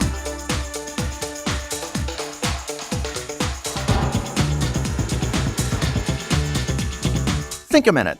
Years ago, a woman was awarded the highest honor an American civilian can receive, called the Medal of Freedom. This was amazing, especially since she wasn't even an American. In fact, she was from the city of Manila in the Philippines. Her name was Mrs. Josefina Guerrero, but later she became known as Joey. Joey was a young, pretty, outgoing lady who was well known in her home city of Manila. Her husband was a wealthy medical student, so everything seemed to be going her way. Then World War II started. Joey and her friends offered to help the U.S. prisoners of war by bringing them food, clothing, medicine, and messages.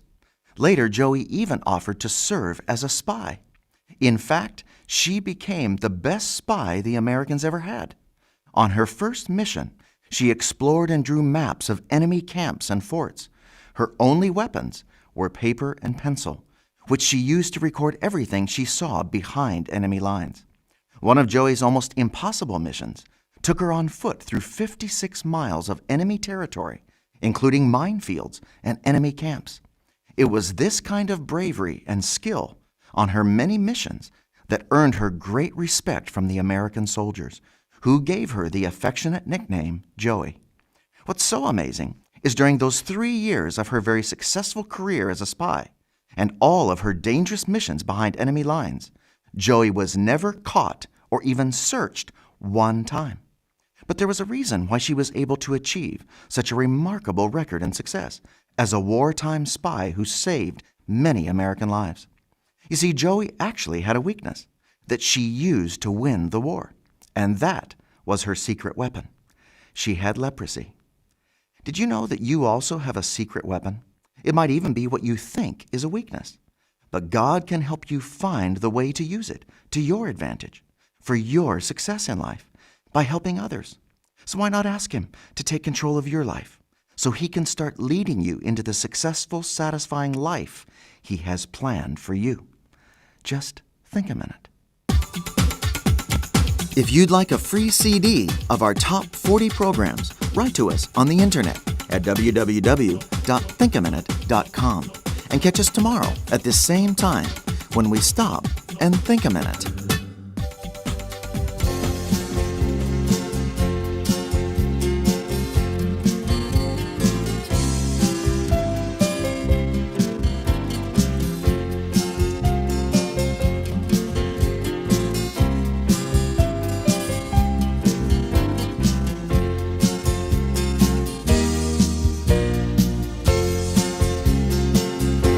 Te longo longo atu te alama le ne tala lele le tala winga ile pa ahola a winga mai le tua longo longo atu ia te oe luna matango pie nene iua o maua wa muni ai lo se fie fie sini atu na ilo ole nei ave Yesu e fai mau tu tu lo lo lo tu tu ma e fa atu atu na paulea ole alla o a fai ngata ole olanga ave umaya te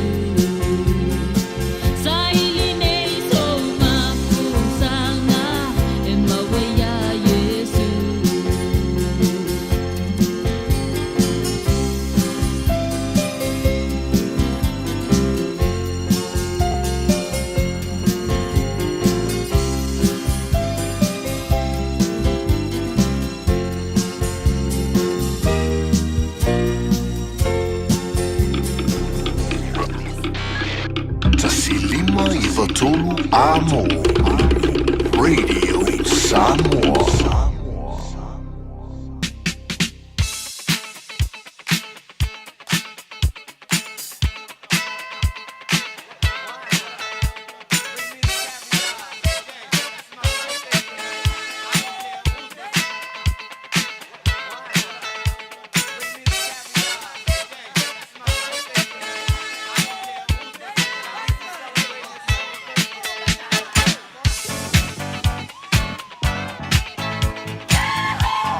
Pomre ko swara wala aso lua ole aso fitu aprila o matala al telefoni mo e tonu fitu tasi lima I tonu mo fona mana nungal tato email On air at radiosamoa.co.nz.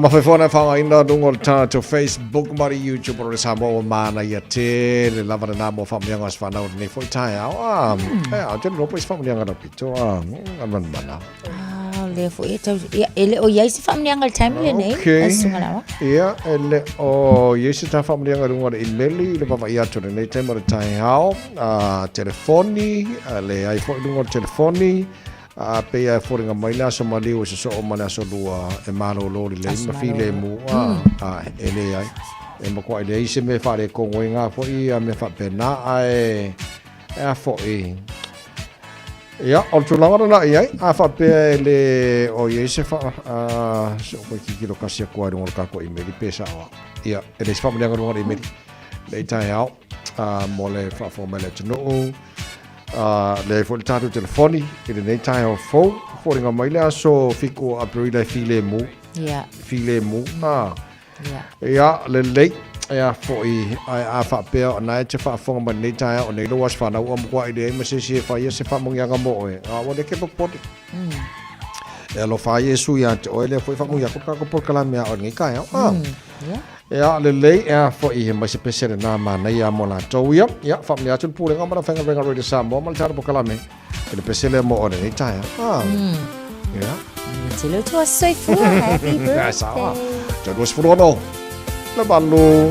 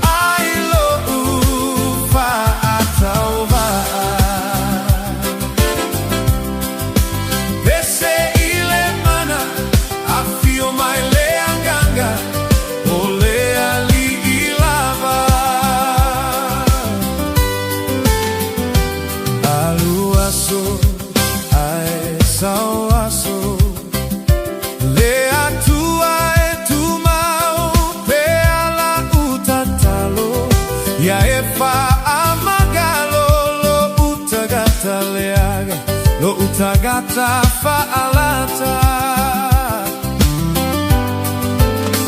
La utautinoga ia fa'a solo fa Le oa ale lalo lagi male sa olo toga Lo ulea mana oga Liu liu alo maya fofoga alofa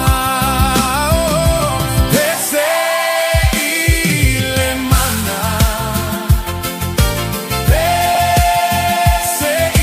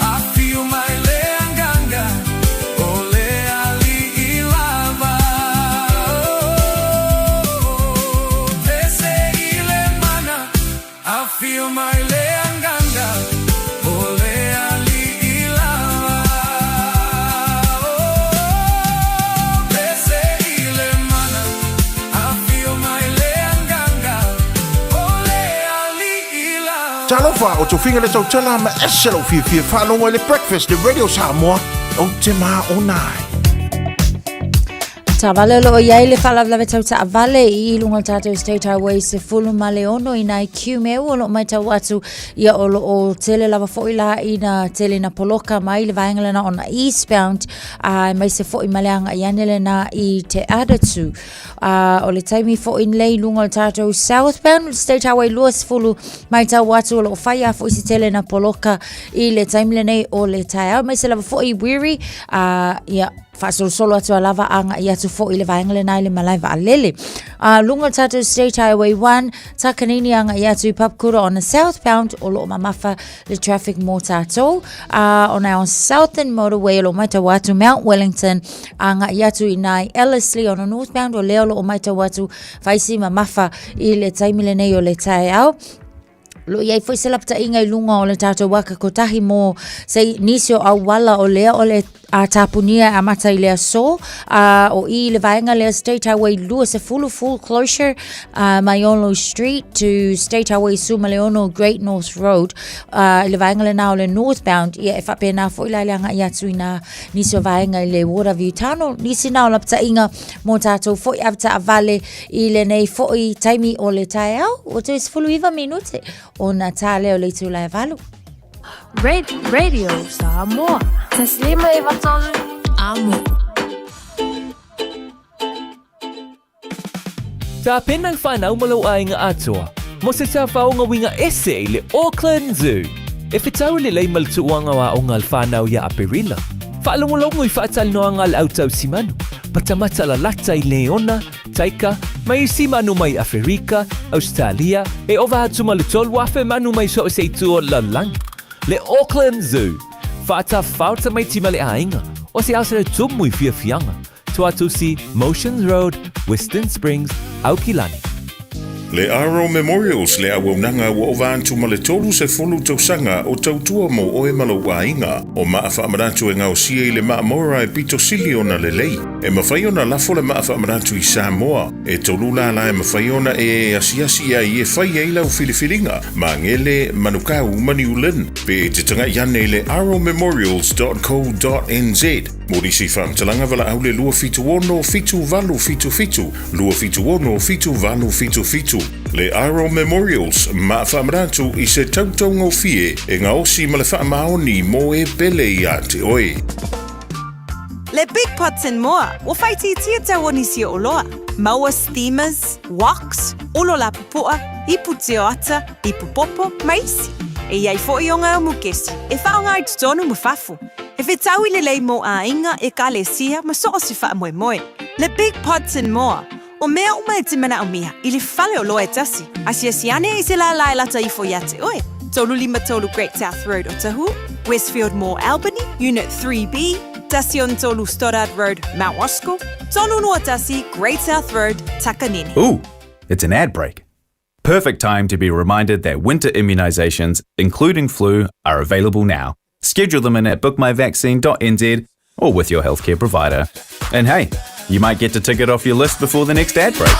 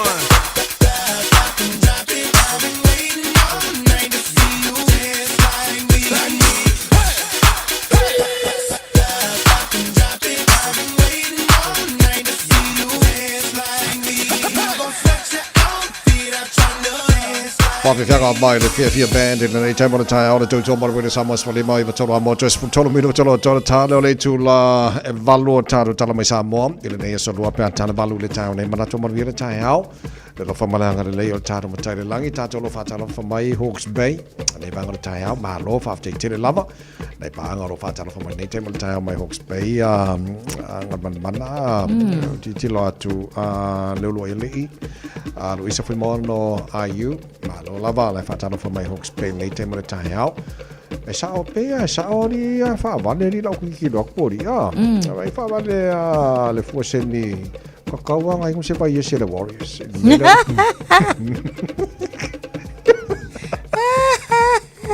o fa sa o inga au lava le popole au al popole so ke foi a ku so le ya on se mai la fa mo le se ko fai foi fio le was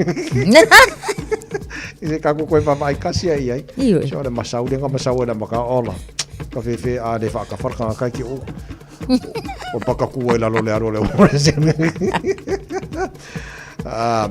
talonga man me ya mata o talonga le al pengi di fi. Ma le storm. Sole.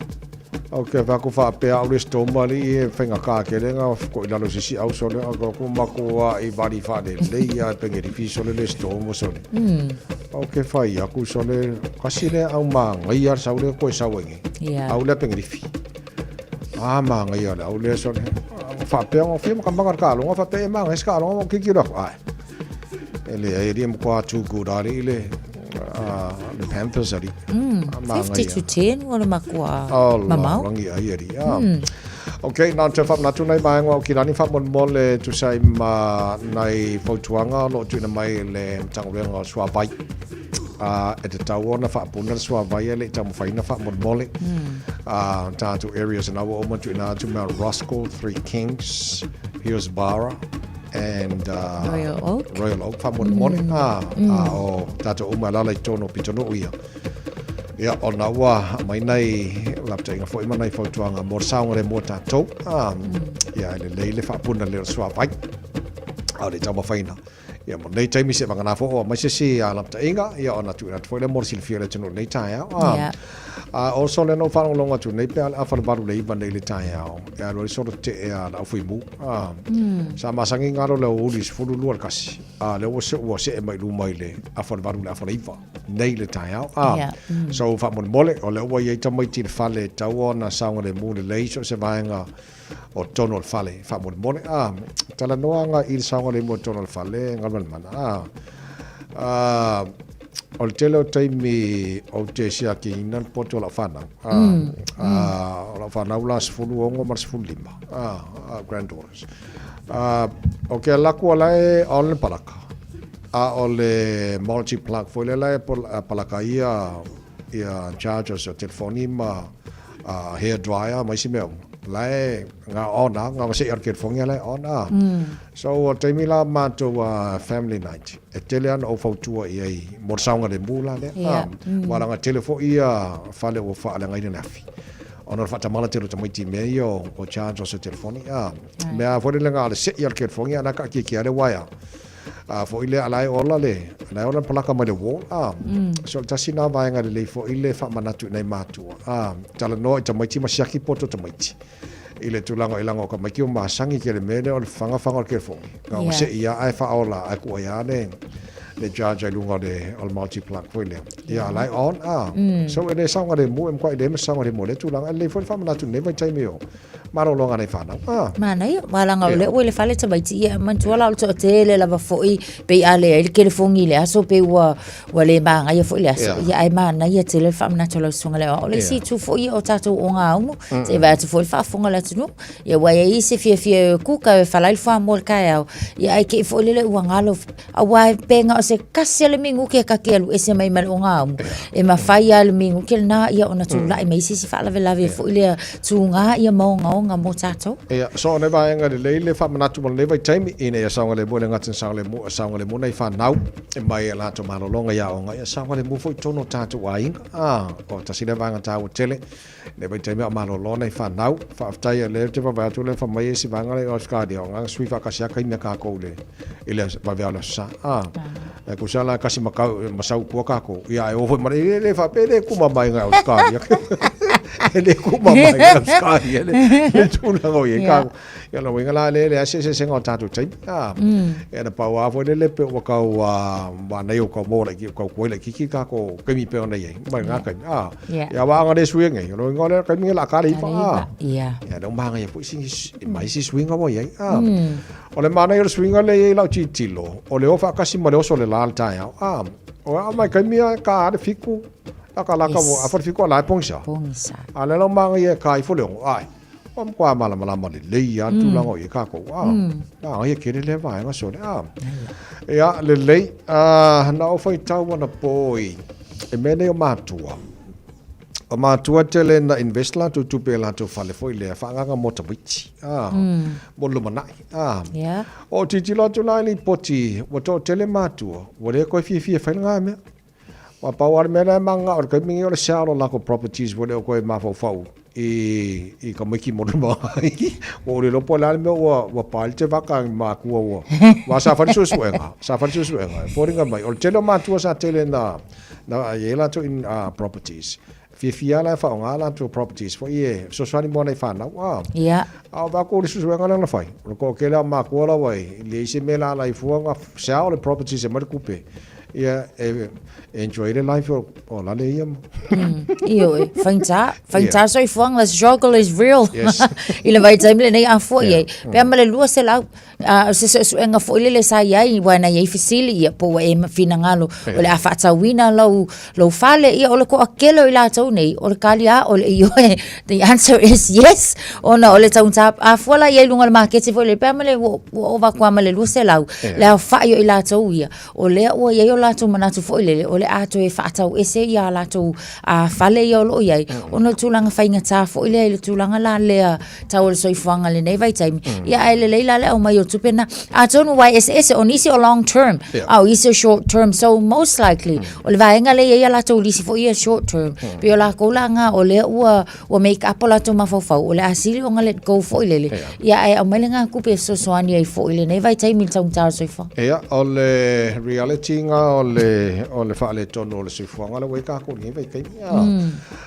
so je le lopo va fa mai nei matua sa mo o la e fia la to e fa nga la to properties o ia so sani bona fa na wan me monia o le nga ne sai matua fa tau e la to fa le foi ina ia tu po fa na la to e ma wo se mon via bolu bana ia ai wo se foi me wanga e ngi vai kai ia ai le pele je sila le ia le ia va vai le bole le ngata molu mana ona fana ia fa pena fo ia tulango ile fa ngai no selling ni kai mi fa ka wingo ka ko property solo ia o le interest rates lava le si vai ngale le o seli ai ona fo ia ona til so ia ila to ona ele o alu ila le interest rates o le ka nga ka alu mai lunga le ka o le soifanga ia ai le o mafai lava fo ia na ia se fa mama avenga fo ile mai le interest rates la to sa le sunga ia fa ma vai nga sa fai fa mai kala stete malo la versi fo maria le taiao aspesio Josefo good morning malo fa Australia wa optomuli malo fa Australia fa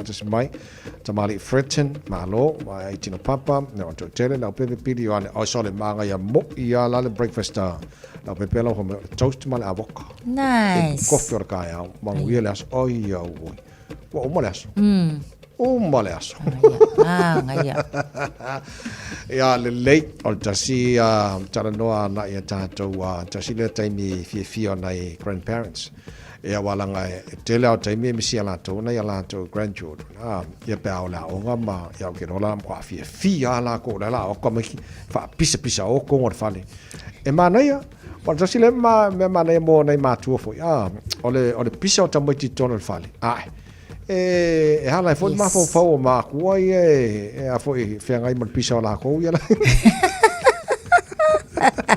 O ia nga kere ngaru ngai fai ia mai wa ngai fa mi ngoi so roi o ko ngor fale fai le ki ko mai ki manga o le cereal manga o le ama le ap ia manga o nga ngai fa nga wa Iyo e. Ale fia benga ko mai ki o spend kai mi mala ko grandparents so le Iyo e. Ya ka ilo ia nei vai tawa al kai mi manga ia la fo ile lo ka mai ki ke ia ia pe fo yo la so kala ki ma sho ka grandfather. Mo fa makalanga la fa ngongo. Ia la. Fai fa ngongo ke ia le au mai Marcus pa ia o ka fai ka kusi. O kala mana na ia ma tile la fo ile o nga ave esele manatu tamaiti mai le TV. Alu aku o ole manga ia ke la ngai ai ki fo im fai no se so ni ma tol tai milan nei ile mafutai manai fa na ule fale. Ia ngai lo le vai nga fo ngai le o ke aku o ku mai ia ku lo il TV. Sawa. Le lei vai mau for kai me fer ko fa marstino to mai tiu manga ke le nga e ka fifi. E le ma fai ono tu wal tara fa marstino ta. Ta se mai ro fa marstino so ka mai sa mo nei fo ta ya. Allo, e se foi. Ia. Bunga la ia. Bunga. Bunga. Aia. Bunga. Bunga. Ia, kasih rumah. Aia. Iyo. Iya. Aia. Iya.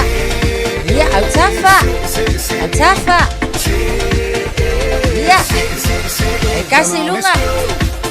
Aia. Aia. Iya, iya, iya, iya. Salai tau au. Tau au. Iya. Aia lunga. Yo. Yo. Aia. Ano yung lunga? Lunga. Iya. Yes, wat? Altafa. Iya. Tahu ilunga. Aia. Yo. Aia, ya liliu le si pizzo. Yo.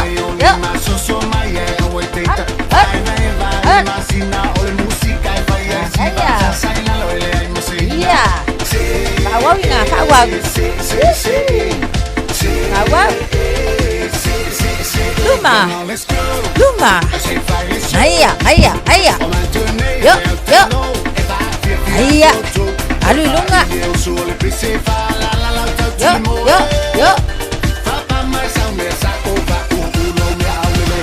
Altafa. Solo. Vale, isi pico, das. Lua. Sol. Pa. Luma. Kasi. Lua. Solo. Pa. Amabale. Lua. Solo. Pa. Aia, sabat.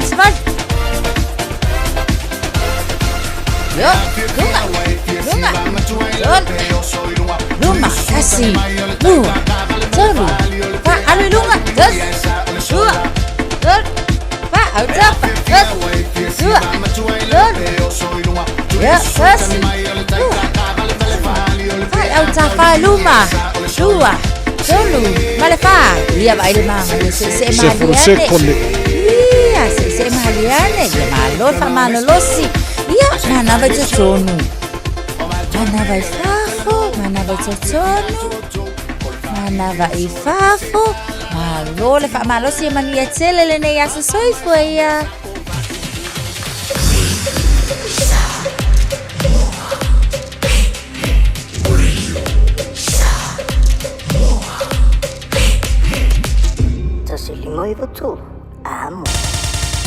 Usi mai ala whaafofonga o le whaapoponga fo ele nei o talafou mai Samoa. Awina sa mai mo oe e lau leiti o whalongolongo le Radio Samoa. Tasilima iwa tolu amo. Tātou mafuta le nei asafou whaatalofa lo tātou tunu o tala tau longo mai Samoa. Wa manino nei se ata la tamai o le palo tala ititia vai maunga tolu. E to tolu sui tau wāma utinoa e alfi ai. Ma le na tau aveina le no fōle i tu malo palota. I le paia inga sa furufitu o le pā le mene lea sa ave aima min stau tupe. Le fionga lau timu ia a fōa wale sewa ai. Mo wha maoni a mai e lea tamali ilo na sauni le whai ngā whiriwhiri ngā vai maunga tolu. Lea ua wha iroa aloa ia ai e le official komisio whai ngā palota. O lea so lua sfuru iwa o aperira le palota momua. Ai o le asfareide le aso mua le masina fau o me, e whaatino ai le palota le titi.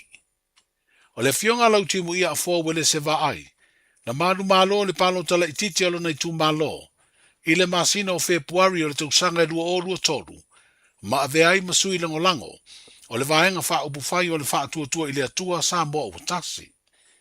Na mafua le palota le titi, ina ua tu malo le sui fai pule o le tu malo na filifilia, i le palota tere le tausanga e 2 tasi, le fionga tapunu o Nicoli Hang.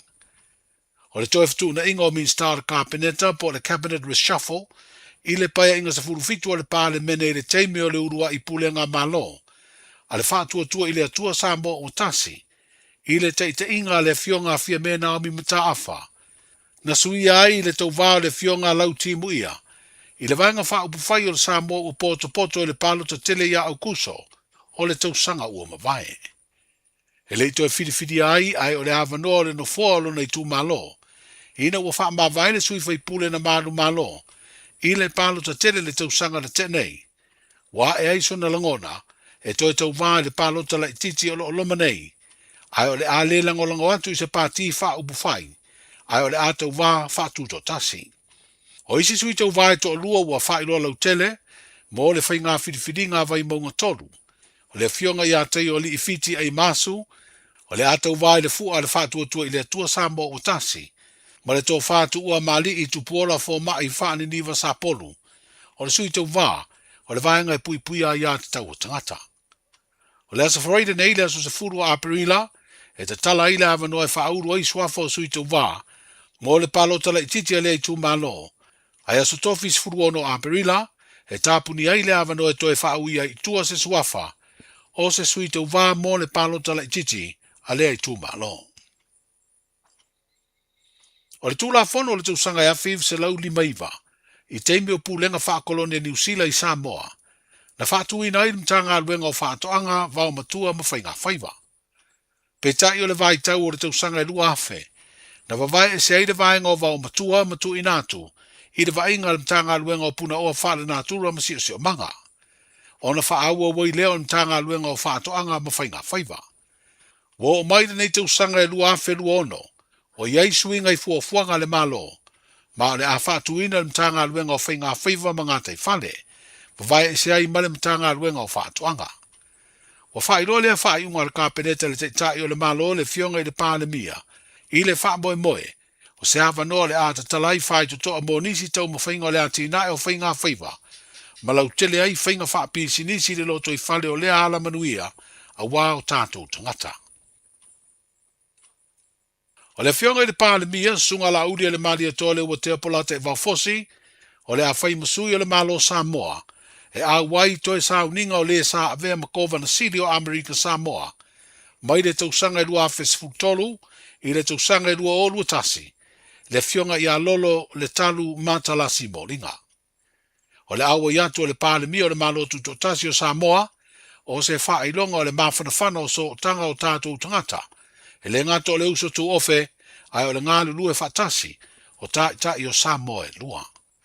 O le ngata tonu o neiva yaso, o le a whai aito e sauninga ma wha aloalonga wha le malo, mo le sa avea ma taitai o le malo o Amerika Samoa. O Samoa se tasi o tunu u wa tuli matai nei e le komiti, a malo au whatasi, ona o le mou o tangata ma le loa, ai le o iai se tāpenanga le leie whaatino ai ngā luenga, mo le sa ilia ina ia toe maua ia tangata. Wa whailo ai se lipoti le tu ina mai o se whautuanga, a lea komiti le malo Samoa, e ta pena le iai se ta iala mautu e whaatino ai su e suenga, ma whaia sa ilinga i tangata e mou ma le lo atua i lava, o nisi e le o maua. O le aia inga lo iai nei e whato asa ili se tangata ua leiloa, pe atua na i le luas furfai tū la, o se tasi leo atu ngā lunga o komiti a malo o whatasi, o na menino mai ai, e leo le leita pena ngā Samoa, i le sa ili o tangata e mou ma leiloloa. O le vaita maina o whanau le atunuu, o se isi leo atu ngā lunga o lea komiti, o na lo iai lape ma wha le tonu o lo a fiai, le wha ngai o ia o lea tūlanga, o na iei whanau e vaitama ma mou atua i lava ua lei loa po whea o wha mautu wai. Tasi leo whautuanga mo Samoa, Ia lelei o na whaia tā penanga mō vai tama, ma ia whaatūlanga lelei le vaenga e mauai whaamtalanga, i le lesi talaina o pepe fau e whāna nau. Talai o le nei aso, soifua. Talofa, we're the Katinas. Talofa, this is Pat Lam. Talofa lava o aola pi marina. Mau pela o litio. I le Radio Samoa tasi lima iwa tolu amo.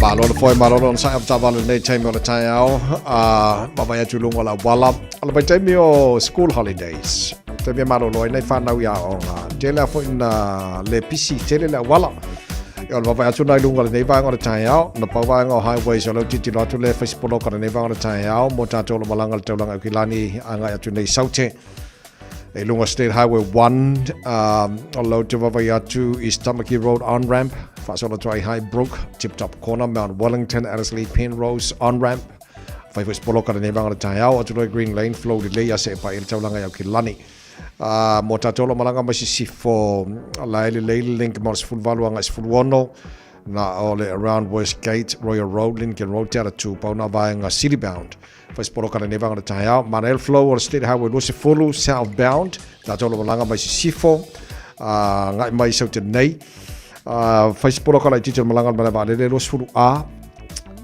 poloka foi ia le link o le southbound State Highway los fulu anga southbound State Highway 1 around Rainbow's End pe ona ia le nei vanga o taiao so tele na vaenga fai poloka malanga mai North Shore e le titi latu lunga o le fafanua lo tuina mai le waka ko tai e lunga o le wala nei taiao taiao after vale le sisi le fai ama savidi mai ni so taimi pa o timu mas se ela wala ya vaenga mai ia fa total le tato ina ia saunga le mo fe malanga inga o le nei fo ia solua tulanga na i lipoti lata mai lunga la wala nei fo taimi le tai Radio Samoa tasili mai batolu amo Radio Samoa tasili mai batolu amo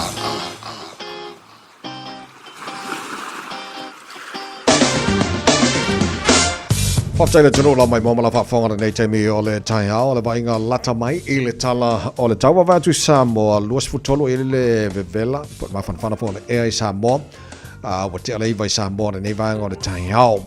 E tu mawinga langi leo le tau le atunuu, se manganani sa vainga o Samoa pa ua timu, mo le nei so lua, e mawhaiona o le tolus fultasi anga le tolus fulua degrees Celsius mo runga o le vevela le e Samoa le so.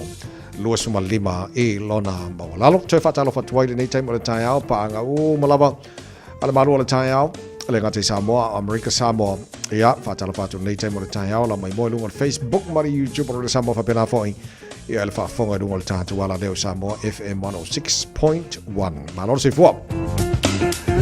Tātou wawai le tulanga i le tau i Australia, pa anga le tāna pakalami so sa vaenga Australia nei taiao, ma lo lavola se fua, good morning.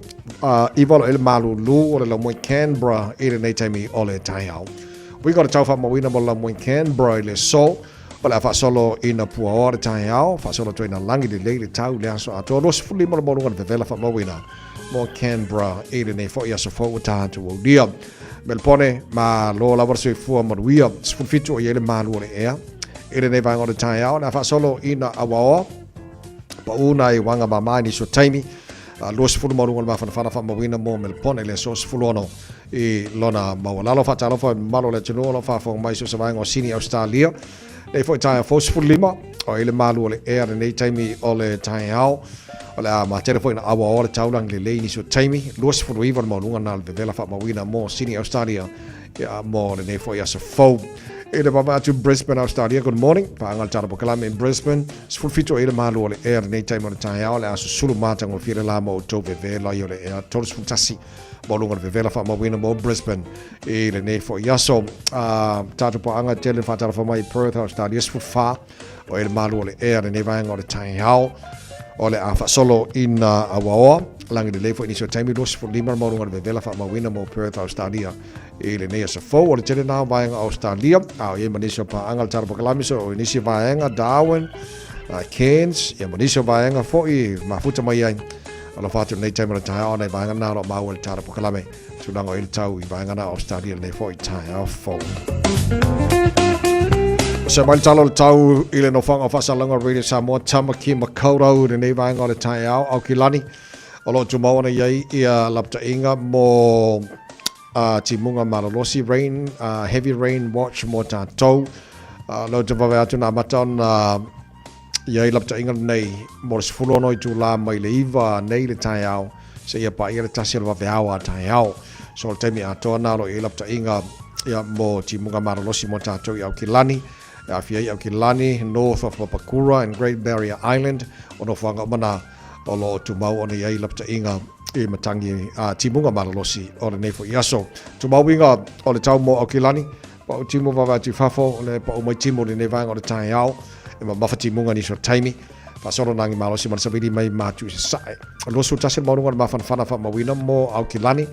Ile nei aso, se fulu malabalu lona mawalalo tae au pe au lia. Ala fa soro na awa oe pa o timu langi le leifo ini so taimi losu tonu. Maununga na le bevela wha mawina mo au ki lani.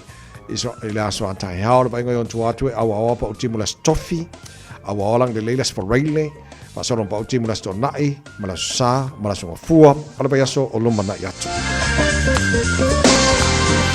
Oba yatu I le temperature bo le mawhanawhana o le ea. E mana ia, wa losu tasi nei, losu tolu tae ao, losu tolu las tofi, losu tolu las for reile, losu tolu las tonai, losu fuluma le aso sa, malas ngafua. Nga le maga ia le mawhanawhana le ale wo kakoia pelila, sone, ka fefe, kai maga ia fo. Ia le mawhanawhana mai pia wha mone e. Lai ki anga I kai mine pe kau marulu ia le umanga ia le te le mawhanawhana. So tātou tala mai sa mōre nei tae au, whaina MCA tātou tala mai sa mōre nei tae au. Ia, o le atu e whaasalawina mo e pia tāne tula se fuluma lua le ori le so. Ia, ma le tātou fitu puana nei. Rilo tu se fumana mātou malosi la mō sisi whaponga tātou tala mai sa mō. E le tala valu, e le tae au a tae au. O le nau e whaafongatu, o whaalongolongo foi, o e siri fia, o loa. Te le name o lo tupu I Samoa, I le mai ai o le Easter long weekend I Samoa. E poi tae au, tau tōmore muri Samoa Swalima, I wa toru amo, ina ua se furu marwhana wa te anile tu lai balu. Si mana mai, mō malau whaafonga, tātou mawha Samoa, nei foi tae au.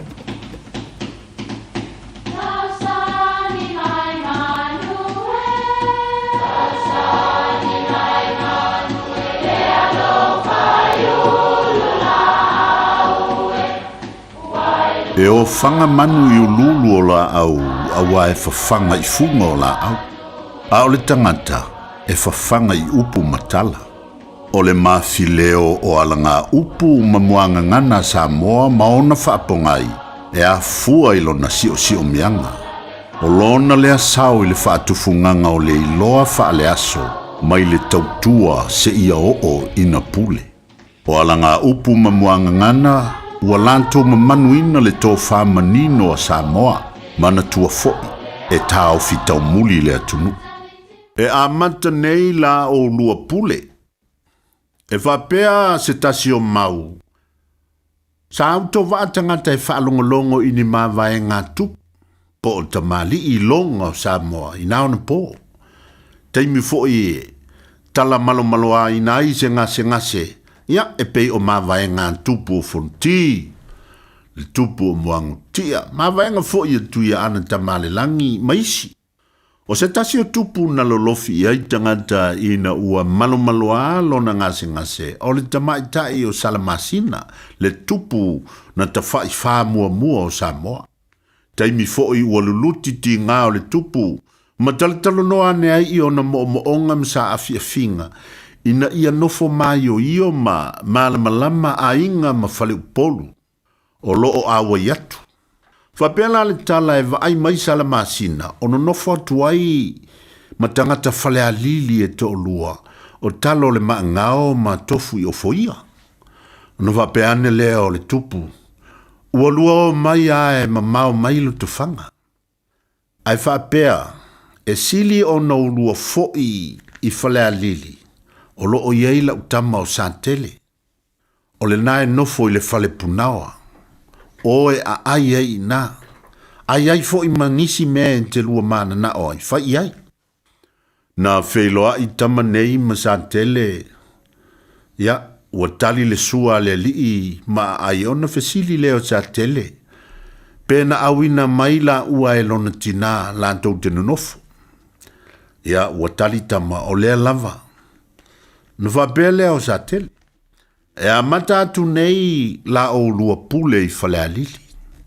Le ala fo ile pule ai tua i o fo ia matalo le mangao ia fale alili. O la ua fo ia e ia ile faalu penga fo ile ile tafa inga antoa o fale alili o le la nofo. E masani o na faafonga ia pe faalupe pe ao ina pae upu o fale alili. Ia manuia lau fasonga le nei aso Samoa.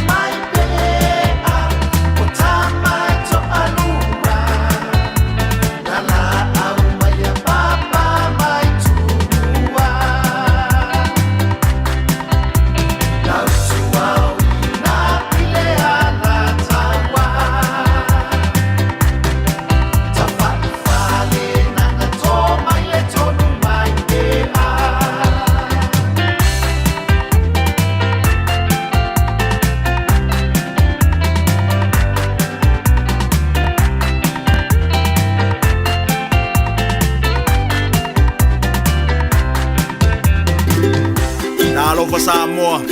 Wa ule ne yo kasputialo, a wale suia lingila wa ule kio. A eva mai ina se fudu lima iva kolu. Radio Samoa. Bevela a. E ai se isi o de tau ainga e wha persona leo. Be wha perfoi. Wha mata e a vea le tale i, ma le tale maasani e tau fia ai lātou ma le whai o lātou mea maasani ai. E ta tau na lātou e whai suenga o le tale a ngā i le coughtest.co.nz. Pai le suenga o le tale ma whai loa le fō mai coughtest.co.nz e le ai se tutongi. Whala au talavai e iai tūlanga la matia ma tūlanga le lei o whala au. GlaxoSmithKline, New Zealand Limited, Auckland. O e sauni malanga I Samoa, maratua lola moana rentals o loo whanga solola na whaabitoa e luse 4% e pa uma o lalo ai tutongi o Taavale pe a tolu pe silia tofo I aso e te whao ngai na iso se Taavale. E mawhaiora pikile Taavale maile malai valele I whaleolo po whangali I whaapelo tātou o fisa au tui ala fua. Pe mumuri e tofo I le whale tani malo o loo e wha mautu ai ai ngā whaapitoa. O loo iele tātou insurance cover e te fili mai ai ina rei tupu se whalavelave ai o loo iele wha mama avenga. Maratua o iele tātou account I New Zealand pe lafo sa ufo I le moana rentals e wha o ngā I le Pacific Easy pe wha o ngā lau credit card e wha antino ai le tungi ina o lo sa. Mori si wha amtalanga wala au le Pacific Easy I le ovalu se lau o tasi ono po numera masani au kilani o le lua fitu ono fitu iwa fitu wha ma le lua fitu ono fitu iwa valu wha. Matalo sanga e transfer o I le moana pe asesiane I le tātou Facebook o le moana rentals po le tātou upenga ta wha ilangi o le moanarentals.com. Moana Rentals o laupaanga e taitoro ina oi a oe malanga asiasi I Samoa. Au kilani I saute, o sa ili se Samoa oe malo ai, o le Enterprise Motor Group manukau o lau fale Taavale wha moe moina. E tele Taavale matango fie filfili mai ai, tele le fisosoani o lau whai ngā luenga mo oe, mo se Taavale talafia ngai, su mai I le 5 Grey South Road I nei manukau. Asias fo I le upenga ta whailangi enterprisecars.co.nz pe wala au mai I le oval selau 5 Enterprise Motor Group manukau sa ili filifili ma ave loa lau Taavale. A Chic Homes Limited. Wala taimi mua moana nei o mawhai ai ona rent to buy. E yeisau kiwi save money nei ai talaf. E mawhai ona mātou fisosoani. O le finance e mawhai ona amata mai I le 5% le deposit. Whaatau sao mai I lātou e whausia whale. Whaingo fie mawave. A Chic Homes Limited. Whafso tai mai loa Shemaima I le olua tasi lua fitu o valuli maiva. Olua tasi lua fitu o valuli maiva. A Chic Homes Limited. Amata le aso mo se tae au manuia. It's easy for life admin to slip down the list. So, we're politely interrupting this show to remind you that winter immunizations, including flu, are available now. Let's get them sorted at bookmyvaccine.nz or ask your healthcare provider. Radio Samoa, tasilima ibatolu. Radio Samoa, tasilima ibatolu.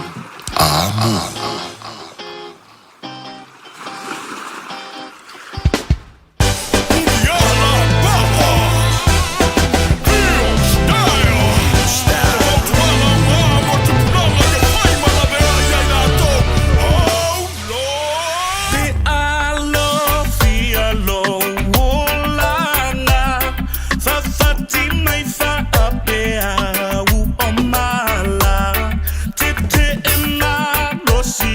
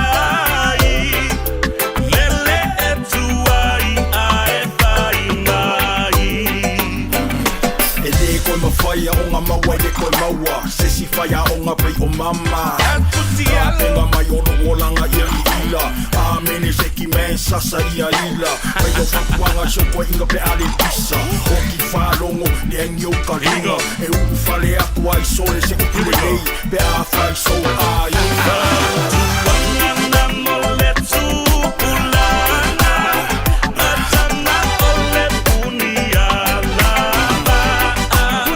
Whaangatala Louanga Ina ia e malama lama Tuangana mo le tupulana Atana o le puniala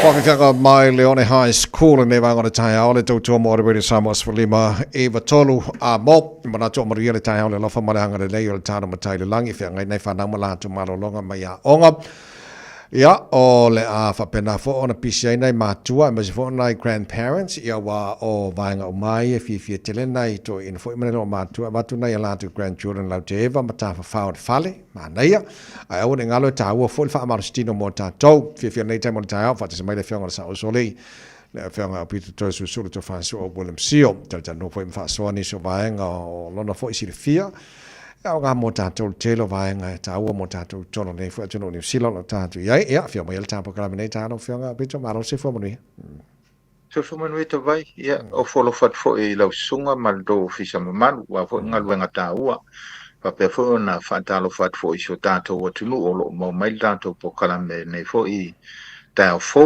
ia le pa ia lau whengaluenga le atua tuku mai o tātou o tunu fa pe fo i uome masa ke malo la balon sa le wa ia ku ko ngu mai ki munga ko ngu mai o le wa makang kau sui le kau wa se se mai le ma fanga sa ia le wa nga ia ko le so malu ia ke mian nge e pulo e di afu ma fai exercise la ro di afu wa le moni sa le sa no fo wa fa tim wa au longa timu wa le fa fa se vali au te lo e nai options fo le por te lo isi o fa maro stino fo le gym e fa le le sauna ma le ta no ta matela il va ngale fa bon mole ala te fa no no tu e le green prescription e tono ni sila mo nai va ngale sa po nai matua yo pensione fo le ta go fie le oi e fa le ia fa au fa maro stino e maua I le South Seas au ke karikong fo ia uia so se forma I lava ngai ke iai e ke karsanga e forma e mai sau green prescription o le winga le green prescription inga ia mawhai o nga e whaanga ai ia whale kolengi fo ia le le Auckland Council ia e pa ula le kau ia mwhaanga ai fo ia sona ia swimming pool fo ia vevela e ngā mo kanga makua, e ngā lai kanga makua ma kanga ka lai ngau. Ia se swinga, I lo le ngofo le fale, a lai mwhainga o e so swangi mai fo ngisi o lau karawau I whainga o exercise, I o keimingi, ma le ki mufafu. Ia o kokongo a le fale la kou ia mako fo ia sorua. Ma keo fa sa vali sio mako ka mavo I. Ia o ia la fie kele o Botanical Gardens. Ia umai ai si ngaki. Ia le mera o le la o I kongo le mall. Ia ki a kuanga ia I le wheelchair la kou ia kolengi aku ma kou ia. I sa valinga. Pe fiau ka me sanga fai le mall la kou ia. Ia uma. Mai fo ia le aso la kou ia a green prescription. Fe siri la for much. Ai mau mai ai le avango I le city council. E mau ai ia le I se kau pa e whaanga ai gymnasium, whaanga ai fo I swimming pools. I o ke karikonga uia a whai o la u pension. E le ka kaunga ke le fo se kau ai a kongo e mau a fua fo I ngisi o kai. Ai fe siri la for much. Au e sau no ma tala fo nei vai ngata we fo le o se avano le le mo na yo tato matua matua fo le wale mo se avano ai o sa valley ia ala ma na ia le o le sauna o le hot pool au le vai se mele le tele lo exercise mo lato man ko foi tavai I me ia o ka malam ko ika ia kan ngo mai fo ia o ngisi o forma o pe o le famaro skingo mal fanga yo I ro kingo o siria ku le lo fala au yes mai e pui ai oi mai ia o le la o ka kamfaiaka ika ia e kalkalango I forma I masu ia I ma fa kingo no winga la kala wala ngo ngai lo ka malosi a wa le ko kelo ka ko ia wo ka va ia kwa a faia ngara ngofo lu mal TV e le o alu ngai o I fafo benga masang ia I samo ia o le mea ngai kupu e kuwa ngo ki nga mai ponga I wa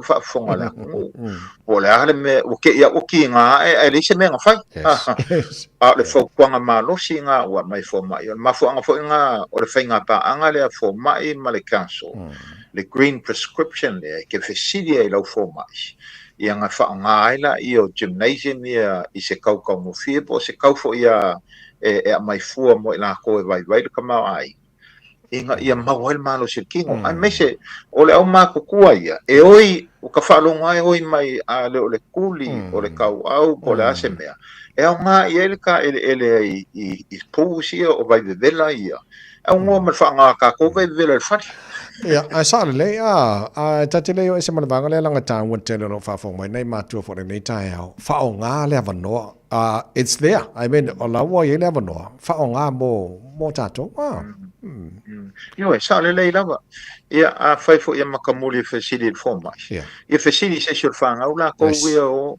ai me mo kingo la vai o le avango I le green I le South Seas I le avango le fesili a tangalo Jan Chamau Andrew Chamau ia fai mai la ia te pala ko ia ai o avango le o mau ia ai le fa pe fo la ka ko fa kalikari fa mo nga avango pe ngo ka fai sa i le me faingofia ia pe o mākou ia le e whaanga fo i ia la whaanga ula kou ia mau kio ma koringi whakasi ia ma ki a koe ko inga ia langa iu ia chele mo whakapela o whakau ingi kupenga rewa makamaka e le whapela o ke uwha mai mau e fuku pe i chime makamaka ma lai paulong ia ma lau fie ma pui mai fo i makangi la kou ia nei matanga fia le whamanatu le fo i tai hau tata no mai so fina ngalo a fai reshuffle tono party fo le wala te va tu nei le reshuffle le national le fai le vasun tatu nei is it because what they perform le minister pe yese me ole popole electa tai o la no se fie le tulanga le fa mo le e masangia nga fai me nge o reshuffle ko fe suya ia ko finga vo minska pe a fai o a mesela le o loma fai nga paloka e yei ia ngisi fo i ufai loa mai e le koe kauwa fai nga paloka pe la nga yei ngisi ufai loa mai ia ai o isi fo i kaimisi ko le avongo fo i le parmia ia e a vo e faade fo i longa le fifi e sesi ia pe faade fo longa fifi i le si kangaka wa o le kaimiringei o lae wa kula i meri vesi ia ma le lai fa maungi ia la karkar mua ko i la welenkong o le ang fōringa o le ale e se reshuffle ai ke ufa kope fa ngaki le reshuffle e ui ala le fa mai langa le la e ngisi e o a le ufa ngaki ai e moa enga wa fai ngai le kamale o ko special ia ale o sui aku ia isi wa ese ngisi o kofinga ka wa saya ko special ia ai ave i le si kamanga ingo ia Simeon Brown a le la e mai kau mai la ko skala la i ko so mai o alialia i la kofesili makali le palemia mo ko ale fifi al palemia ia ko special ai on o ko special le sa fa pea o fa i lo longa le fifi i ka ingola ko palemia mankola la ngole mo la no la le pause ale national la ko ia va ia ko vo il interview ange o la sa fisilingia pe ko fia maudi ko kongola national caucus i ele lo palemia ia ka kola sa si mai vo ingisi po ai le la ave ma minska le Pacific Peoples ia o le lope ave se mauli po ai la ave vai le se ka Pacifica ko kongole o le national la ko ia ngo fa pela e ma ia pe ave vo ia va sama ia va nga ia makai sa mo le ia ia e pe ka yangi o le wa mai i le seri le mai au kilangi o wanga lo i ka o le Goldsmith ar ka ka e fa mai ka national mai mau ke ni coffee o le ka Paul Goldsmith Paul Goldsmith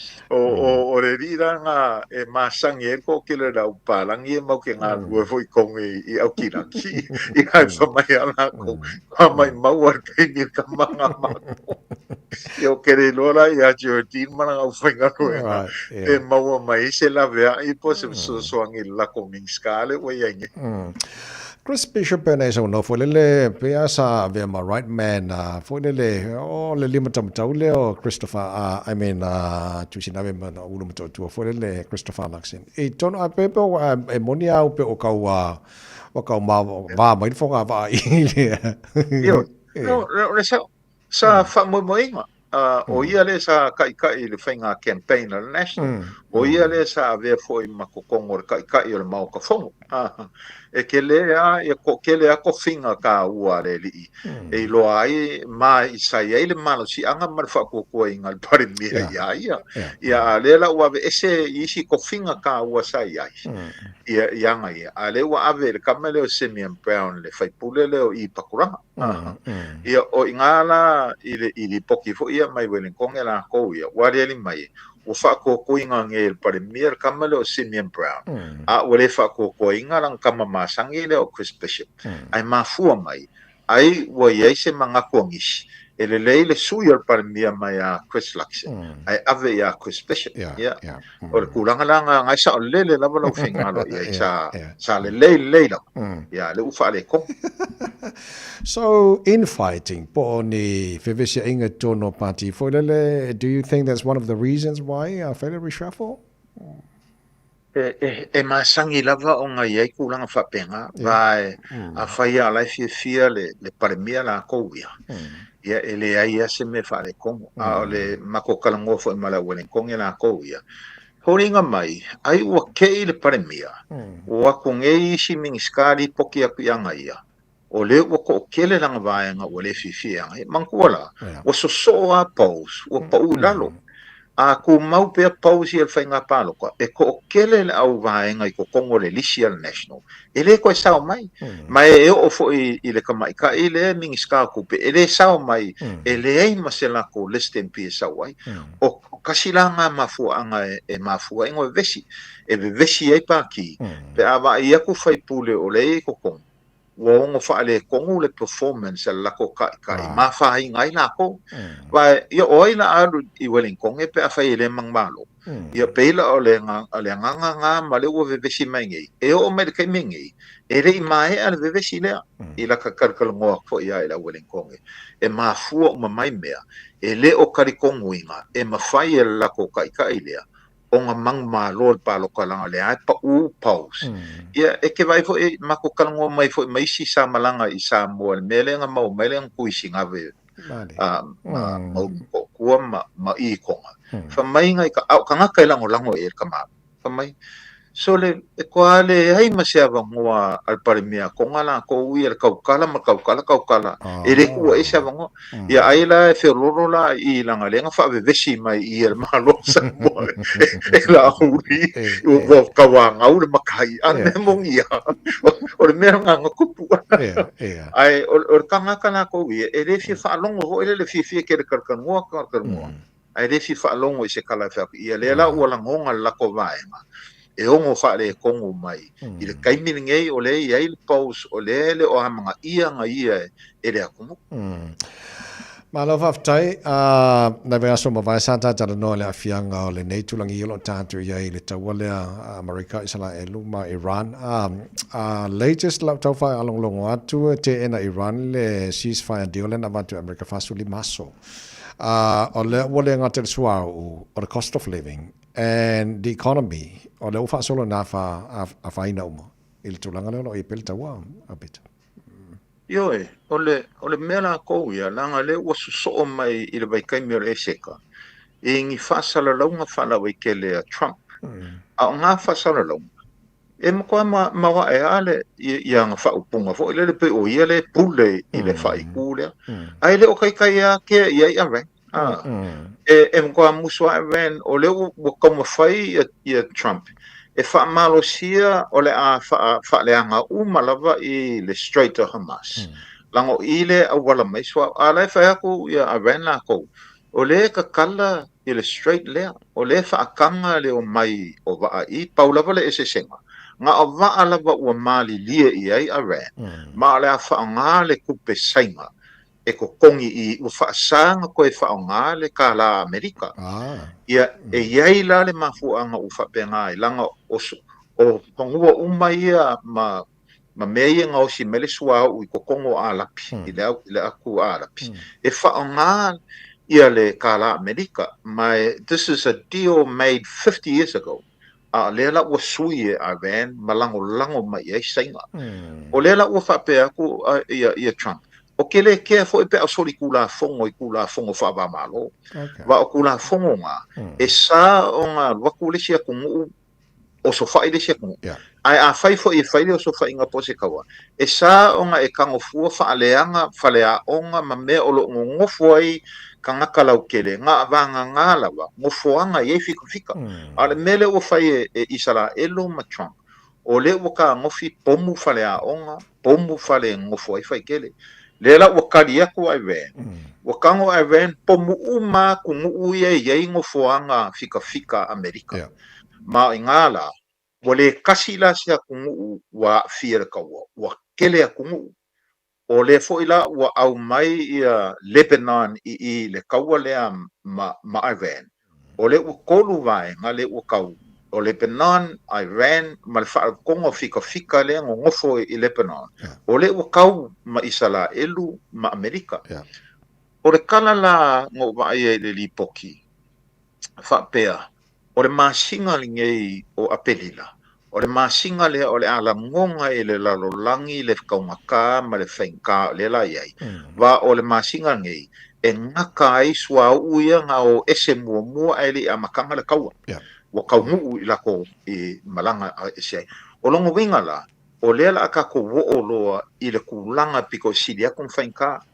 Ngo whaikau fo ele sili poki o le waka o fia anga po e ka ngaka. O nga koe alu se sua u mai ka ngaka i Amerika, o ka fia foi le koe whiukanga inga mo meo whaingo whaafikawa inga. Se i wanga ngā ua i oe Amerika i lako whiukanga inga mea kau terrace ma ka ngaka. Kolongo winga la tawai. E sa o haka kalainga kalungoa e kaunga ka penga ka kua. O le lang ka penga mongia o le ngāru i nungar kau sua u ma maka ngā fia i kau le soifanga i skulanga. A o le la ua kau o mai le masinga langa le ua umi la vare kaua. Nga wha mai mua changa le lua vai asu. Le ua alu o le ua o lua masinga. O le la alu ko lu masinga. O le kaua la le ngei wha mai isi la upopoko ma la o kamai. O fōringa lava le ngei ngā kupu fo isi kaua ai mai se le kaua le o Vietnam. Ngā a maka mai wha mai e vave. Ai murmuriange. Fia kausanga ko kele ngā māliliu. Fia le kupe aluai, ai le karikongo ngā isi. O le kaua le ngei, o le a fia i Amerika, mai la kou e lango i Amerika, ai mese le kupe maua, ma le malo si anga kau ka maa ainga. O le a ngai i Lucia, ma ngai i Sainga, le kulanga le oienge. Lau whafte tele, matango fia le whamnatu fo i le nei tae au. O le alau si le fia alapta ia ni vaenga wala titi lato Central Auckland e nei vaenga le alapta ia mo suavai. Le foi safso sa nel tae pokala me nel tae au. Pei o i ia o kou le West le, ua sawela paka inga ka vai kere loko o le arako wanga sala le ua whai e kako soa. Ai ngā mafua mai o kimunga i o iai, ia e mangko fo i la. I ko kongu lava au kilangi sa fie fo i mako, e le i lava mo me o le underground infrastructure. Ia ma o le whāle ngei wa fie mai kako, o le kupu mai fiki, o le eve vesi ai fiki na kou ia mai fōringa mai lava. O mea ia o le sa whai mai ei lau sa inkisi la kou ia mea ngei o le climate change ma le whisue inga le kau. Ia o le la wale mai e kawanka ko kalia la paka inga la kou ia.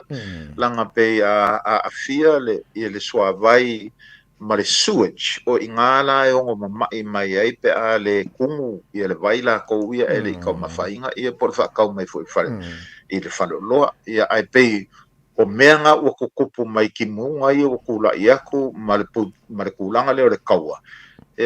O a ui o ki kalia lava ia whaukwanga fo e mai isi ka le sia ma me o kupu mai e lopa. E ka kaunga ko ka penga ia lava ka ko welfare, lava ka ko soavai mea kau mafa. Mo le next 3 months, a o le fianga o mele la i e ka ko. It's going to be long term tawai. E le ngā se fia masinga o le kausanga pe sigi aku le kausanga. Ia whainkai la o mai a kako. Ma lofa te tele. La ta whai o le ma walto e whaingol palo tam. Sapo loko la body election lea papato to e a bito. Kua fo i ira o inkia le nga maua e ngal whamsingonga wala ko whaiang ia wala wha pio fo ia i le la u wha lea ngā ingai. A le la ia o le whainka fo e whainga pāloka ia. E la fo aku rau pe pāloka i lau kua kusi.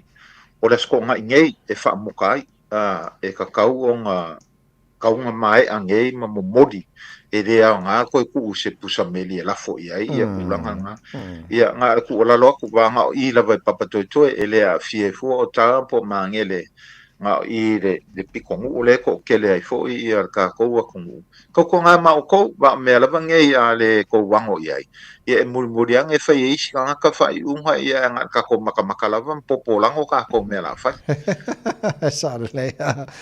Ma lo whafte tere lau whianga na sa osori wha so fo i le whina ngalo nei tae mātango whia wha manatu ia ai a walawa nei ngalo nei o tātou mātua nei le green prescription. So sani fo i tango whia ia. Ia le vaita ele ma le hot pool, sauna. Sare nei. Mo ne vai te mura maruru. Mera vai ko whai, nanga reu o mele winter. Yes, ia. E fo i Pore ngofo whapengei. Yes. Whafte tele, mani ana nei asa whapengei. Ia le le se foi. O le tara noanga ma le whanga le sa o sori e le whanga pito tōtu sulto whasu o Willem Seal i le nei fwoi tai o fau. Ma nei nei wanga i o whamana tu mai e le whanga sa o sori. Ma se la vana i o tātou mātua le fwoi e pespesa tuali tāra pokalame e ni so taimi. Ta ua tele wa le anga mai le tau le whaina whaisisa vale vali. Malulu fo ile ea mo na i o tātou mātua o lai ei whale tā ele le council. Na o whaafongato la ia tau fia mo tātou le green prescription vai na fasili ai tau fia ai oe au tasina wha malastino lei nofo i le pool mawhanawhana mo le vela o le sauna la lei ngātere na mo tātou le vai taime abeso lela o mele malulu ia mai tātou nei whanau whai maa ave le to ina malo matu e whaisi wha malastino e le whapea ngā le vai makausi ka maiki ia le avel to ina malo matu e whaisi wha malastino e ngāle nā mo le lumana ma le sui fua maloloina tau tomo le mwere Samoa Swalima i watono a mōre nei tai a fau sauni mai mō tātou tala fau i le ngana Samoa te pēne mai le sunga se ulu malau pēa mai whaafenga mai RSA o le whaafonga le pokalame maro le tai a mwere Samoa tātou i le nea so nuo fitu i asa parilo le tātou wholongo le lua whenua se whulu mare ono tātou se fua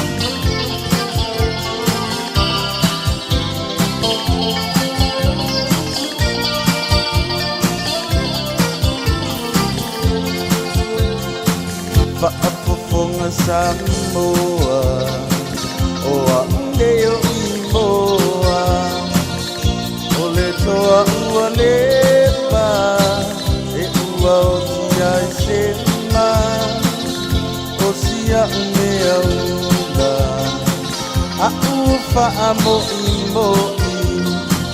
e to whatu I toni e ole a oe topa oe la dia ole ama bae leta ua joe lili ulo ma pau pau sa ili se tasi e taua pau ole a se ulo uba ai anga ile au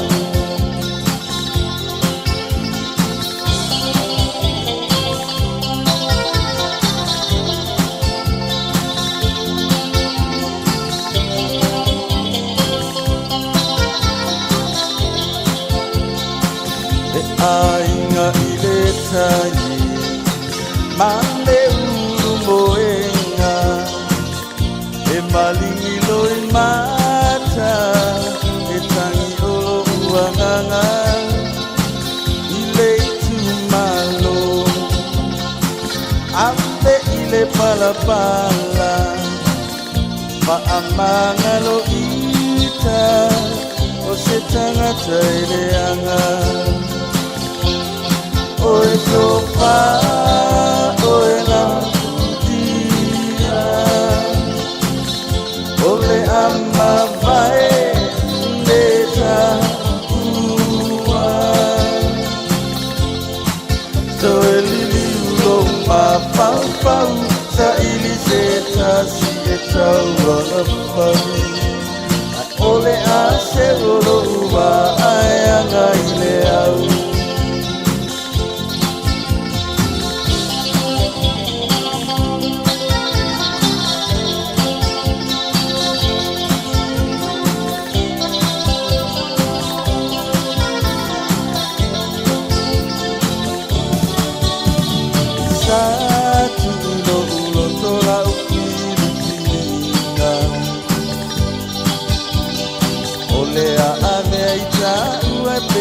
se ainga a ole nei ua e se sole nai au whainga le pina ngā loe o le atua le oe o se topinga se mea lava a whainga ta ole whaiava e moe le poronga o le loto ala I le tinga Io o I le vave a pulo le sua vai fai so faiva ai ale ai e ua laula ole mativa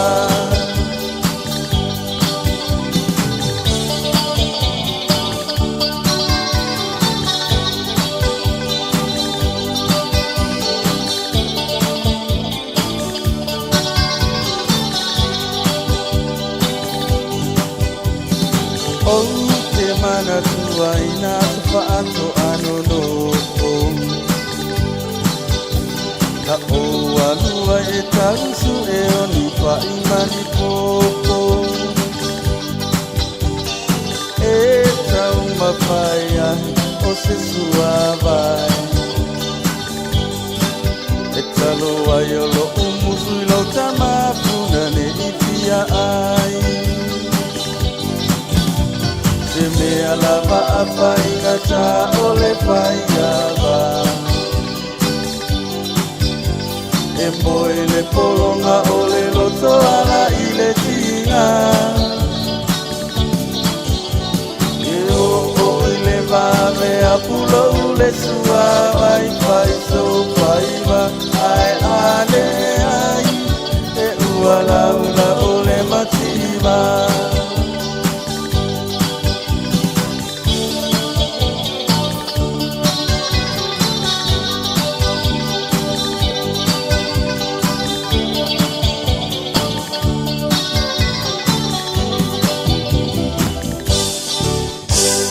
Talofa lava o le si'u fofonga le nei o Samoa, le Radio Samoa.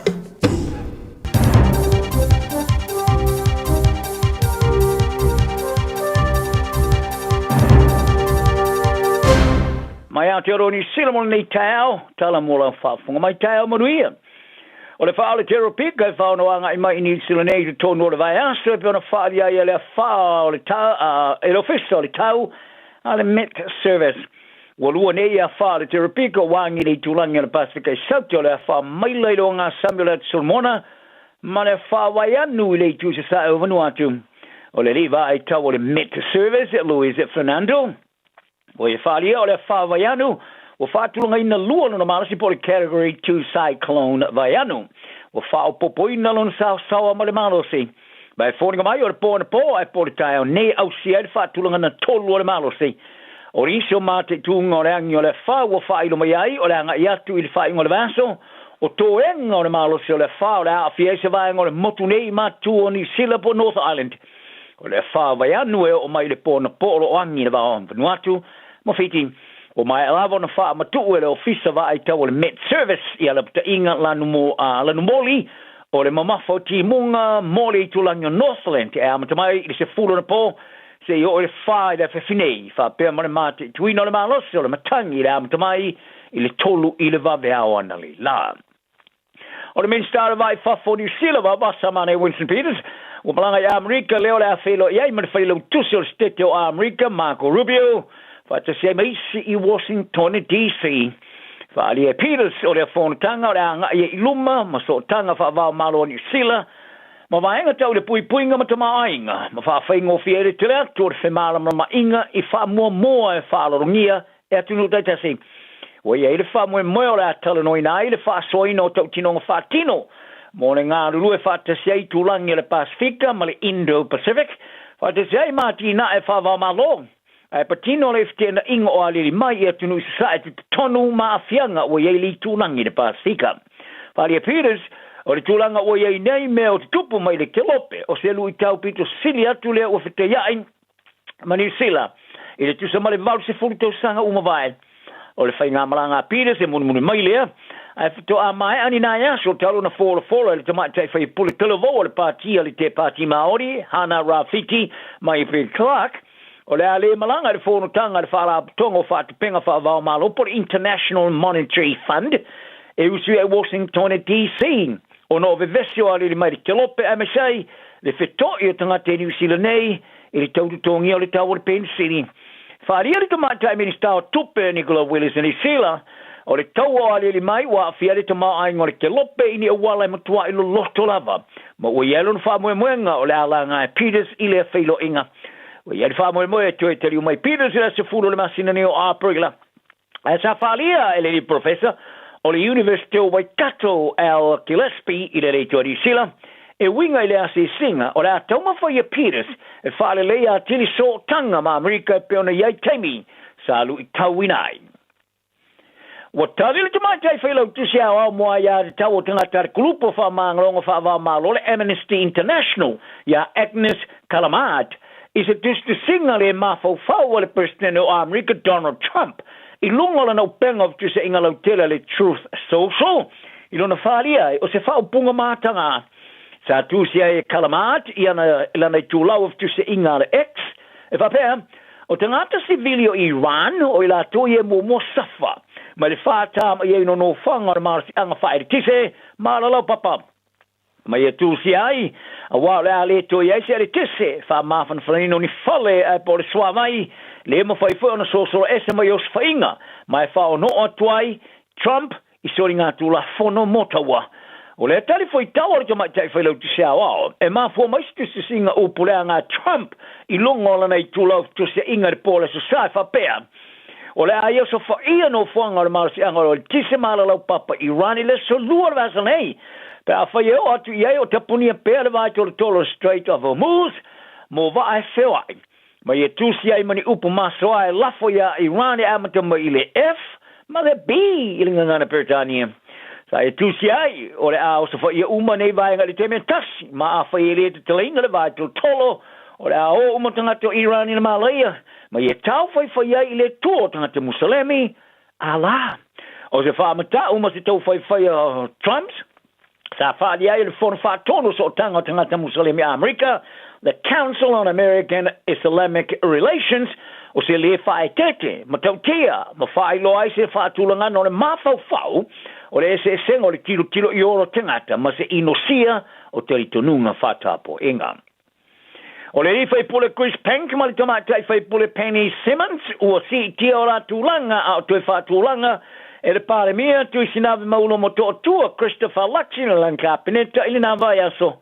O le fai inga o vai fai pole e la to no fo inga mo ia Cameron Brown ma Mike Patrick wa ave ma minister to mai o capinetta.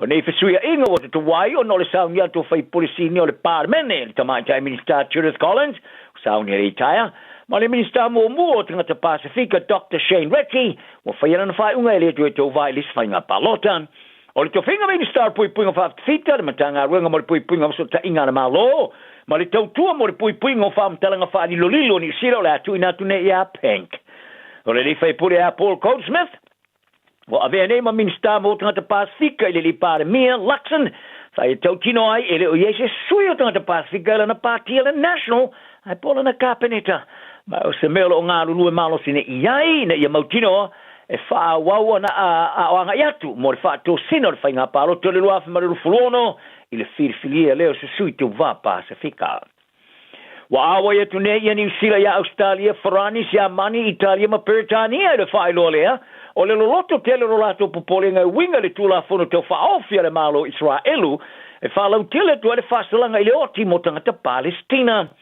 Sa tu si ai e wā wasa mane Winston Peters I lunga o penga o whamtalanga tele i le vai asum vai e whailo ai le a wai o ni sia I se tunu ma whamatala le te teo atu nuu mo le whaitau se fulu ma se fulu tau sanga I whasalanga i le oti I so se tulanga la vai ai o le ati te singa mun mai I se tau mwhainga le pāti le Greens e whātu se la fo le pārmene le nā vai aso. I le amata upa pe tai sa le ilangalo ina pāti uma.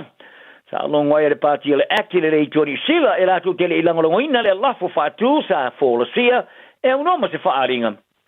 Mata uai, o le minister mata upo le vai whafo e ngafa ma le mata upu I le whailoa le tūlango tuaini Sila I mata upo whaavao malo. O lo whaamatala ina I le tūla fono o tangato wha mautua I le tusi sifo West Bank le tula fono lea Israelu e whasio tia tangata Israelu man whanau nonga e tinea le stete o Israelu o lea whasala nei leo ti ta alonga o sa whailo e le lus foweti o le Blacks Ari Savea I rona le lea ave ai maau penga I se ta alus whai e pena ia whaalua na kolosia I le na skoa mola na kalapo le Kobe, Go Beckles, Steelers ia pani le whai ungon vaso E te tau ana whawhiawhia le whai a o ngā All Blacks, Dave Rennie, mori nai mafuanga, e pe ona lipu tia le vanga o tala le staff. O reni, o lo ave mawhaia o ngā kou pelko, I le tamalusanga ni, Rugby League 1 ni apani, mai o le atu e tari umai ni sila nei a ulu mana I ulua I ta longa whai tauria o Blacks a ulai. Mai tau au sa wha fia na le mata ia sa vea pia na sa ia o fuina off number fitu, o whailo na sao de fast for the smarival score, sa manu maro le awal Black Rams I Tokyo. O sa vea o le a whaalua iai leo ta ala whaavai temi por sa petiko, I te tono le tautu sanga ia pani se vai ngolo na whengainga, na se manu e tono na score sa ri whao ngaina, o na stasilo na au sa I luma ri teimi o le anga ia tule le na score. O te sanga fau o le atu I te liu mai sa vera o le kapia le mana Pasifika le tamara sanga le super la kapia Pasifika. E ulama, e le folo ina Rennie se iso le a kaptenina le All Blacks I le mai ai o lana whaatula ese, I le whaia onga talu ni Scott Robertson, e le marino mai I le teminei pe o le kapiteni o ye ni Scott Barrett, o le a whawo pe o ne to aveli turanga kapiteni. Ai pe o le a loto tele mai lona I Lord wha a wawo le leo le te alo sa vea mawhirwhiria e sui tulanga ia Barrett. O sa vea sa avea ma kapiteni nongo lango ia Barrett teu lava. E niso mana tu whaalia sa siringa I sanga wa Barrett, e le te inga o le au o le All Blacks. Ai o le teverero loose forward te le All Blacks Shannon Frizzell, wa iai se so tanga ma le whaate I o le toe te liu mai New Zealand, I se tomo whainga toe whirwhiria I le au mo le tamarsanga I le porerangi, le au le All Blacks. E beo na lipu te ai le post, o le tau le tonga I tosulu tau sanga, o le ata alo mo le au le Highlanders, mo le tau sanga forward of Marufufitu, le o le ata alo ai mo le tau sanga tasi, mo le fia wha maoni ai nai le whaia onga forward All Blacks Dave Rennie, le pungai e mawhoi no soilunga le valele mo Australia. Sa matata alo e Frizzell mo le All Blacks, I le tulanga lusi forward I mau, I le tamara sanga I porerangi wharani, e sa tu muri ese marisila, Ina wa mai le tamara sanga ta alo Japani morkalapu ale to Super Brave Lupus at Tokyo. Le ta alfati sei marisi sui mo le All Blacks Richima onga. La di putia le rominga le New Zealand Herald de sanga vai fa pe o Frizzell o lo ia fa mo to e teri mai New Zealand e muli ai. E tulanga vai o mo onga. Mo onga le ola to e teri mai le to sanga re le sai ni o le fenga inga mo suval masina o ave Scott Robertson mo fa ya onga le All Blacks ia o le fai unga. O le teu sanga e rua whema le no forfitu. E le wha mai mauina Nelson a so wha Solomona steimi le tilo le e wha o toina se le afuso anga ma George Burgess pe a whetau I ma whora sanga ma wha o tonga. I le whetongi a I leo la whe upo inga I le mai ai olana manu malo I a Terrard Wallace wha ungora vaso. O Burgess sa wha I le au mata a fuso le tamata alo laka piliki momo ma manu malo le tuyoti a Wallace I le tamar sanga tolu. Sa le eise joila o sa va ese le leo se fosu. Ya so fa Solomona a foninga mai sa I temi sa kausa sape vai le tamarsanga mo malelua. Ai le ta fier fosu anga le tamarsanga tolu ina ola vea I Wallace. Ona fa sitting ai leo so fa Solomona. Po ai le se so ai. Ona ia tilo le ile si tamata alo la kapiliki mo mai engelani George Burgess mai ia fa ingoa o ia George Pai.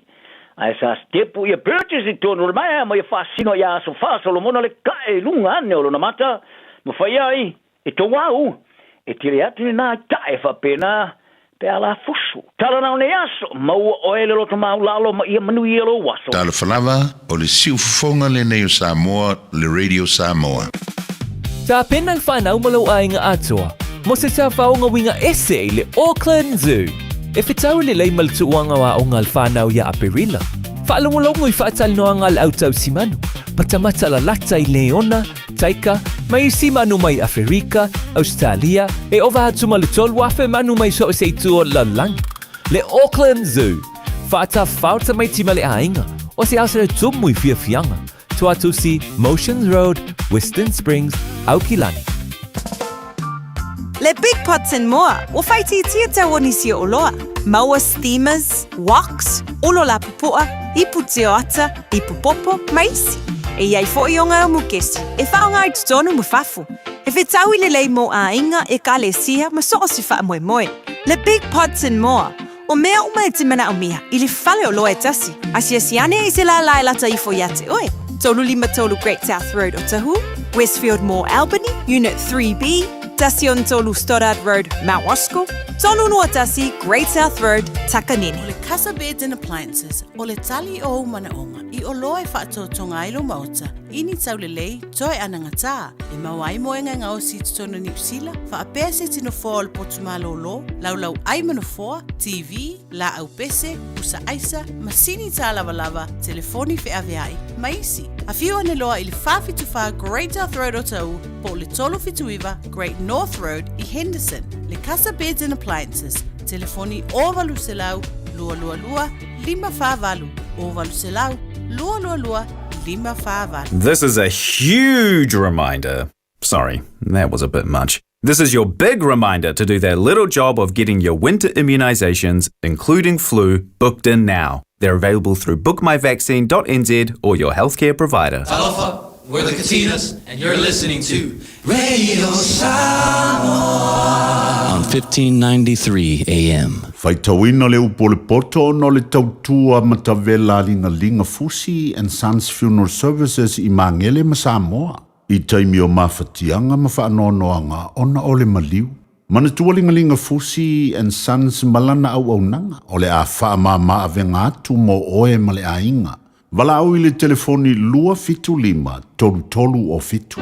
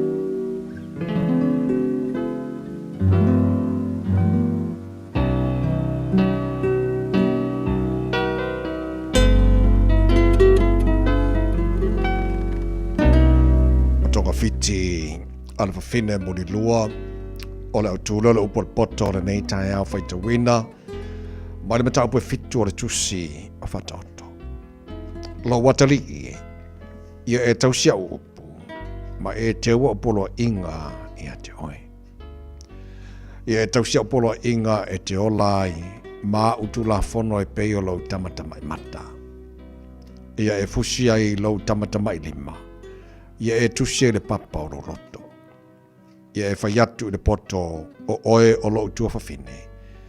Ma ia e ta uala ta mai o lo wainga lea. Ina ia leo ia te oe ai le whawhine ese. O le whawhine ese na te wha ole ia na upu. A wār whamalama lo whale na ova wa ia tuai I le mea whamataupenga. O na ova ia tuai lea ia e whaingofi. Na ouloa wai tau le lea le tasitama. Mo le iso na mawhauwhau. Na ui ane o ia I le ala e latane I le fitaula inga ala e nofua I le whawhine. Na ia aluane I le ala o lana whale. I le sengsengi, I le afiafi, I le tūlua o pō, I le pōriuli. Whau te foi, na whitaia I mai ia le whawhine wa ofu I le ofu o le whawhine talitane. Wa ia te ia foi le loto pepelo. Wa leo a o ia, ma le vaunga tā, wa le nofa tū mau na vai lana whale. Se tu aso wai fafo, se tu aso wai malai, na te lama fo I e latane, I fitaula inga ala o malava. Na ia poe atu fo ia te ia, masongi ia te ia, ua mata whale ma ua whape atu ia te ia, wa ia te au taulanga whawhitai. O le aso nei, ua watu ai mea na au tauto ai. O le mea lea, na o sa wai e whawhitai ia te oe, e sa ili lava ia te oe, ua o maua fo I oe. Ua fofolalo moenga I ie afu. O le ie pule mai ai kupito. Ua urulu ina lo moenga I le moro. Ma aloe marikina momi. Sawia. Ina ta wha amale lia I le alofa. Se ia o le tae au. Ia ta fia lava le fia alfani. Awa ele ye lau tane ilona fale. Walu o ia ile malanga mamau. Walu male tanga tupe. E sau o ia ilona ainga de masina fato ava ia. Na ia fase se ia te ia le tele o ana tonga fiti. Na ia to sina o ia ilona ngutu fa ole ole. Wa muli lo o ia te ia pe o le povi walu afasia. E pe o le vale walu ile o inga o nonoanga. Se ia ti le u ilona te. E pe ona fa vave atu le manu le mai lei. Na te leilo, wa sau nia lea, e mate ai o ia. Ole nei, le whanaue, ia o tau whalongo mai a te au. Ia wa e mai o tau talinga i upu o lo ngutu. Aua ne ia whelo loto i o nala. Aua ne ese se atu i ona mangala. Awa to tele o la fatuina e ia wa marunua. O e malolosi lava i lato uma, o e o fasiotia e ia. O lona fale, o le ala le i seoli, e alu i fuai, i ana, o le oti. Ua awina atu le upu o le poto i le nei aso, o no le langolango mai a linga Fusi and Sons Funeral Services. Ua mawhai o na tu whātasia o au nanga tāla whea ngai i ni tautau ngō fia tele. E fso soni atu ai, a o whea ngai oe ma le popole ma le wheme mea. E mori whātasia atu ai ma wha mai senga, ma wha mawhana whananga mai a linga Fusi and Sons mo a inga uma o Samoa ua whea le maliu ma le oti. Walau mai loa ia linga Philip Fusi linga, to ia whaapō linga, to ngia si ulavea, pesusu mai i le luas fulvalu Canning Crescent i Mangele.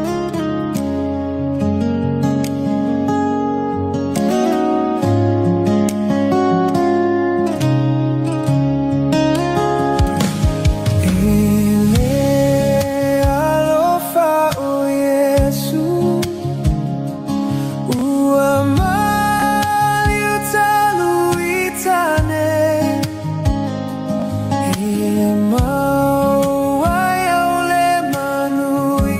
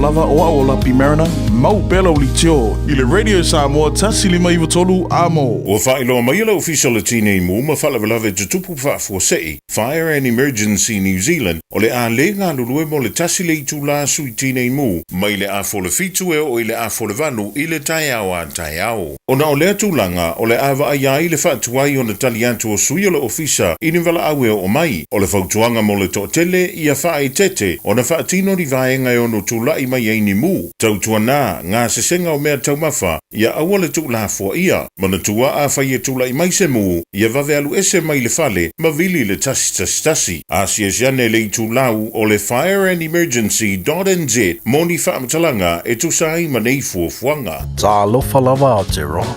O le tala fia, ua whaiti te nei tausanga mai le ono se fulu lima sui walu tausanga le matua o le soifua. Ua whaatinu nai po le kalame o siaki ma wha ata o le kanesa o tau fale. E le esenga le winga tele te whaia. E au lia lo le lima walu po le lima se fulu iwa tausanga le matua o le soifua. O le alafo fua atu i lau pusa meli, ia le pusa mo susu enga ma wha ata o tau fale. Ma wha manu i atu lo waso whanau. Ai o le vaenga le leiai. O le a maua fua pusa ma mea whainga luenga. O le whaatinu ina o ia ata masusuenga e tailua tausanga malafu atu. Se ia o lawa ina i e au lia le fitas fulima tausanga le matua o lo soifua. A vave iloa, ma maua a unga o le kanesa i le amatanga. E susuenga ma wha ata o taufale.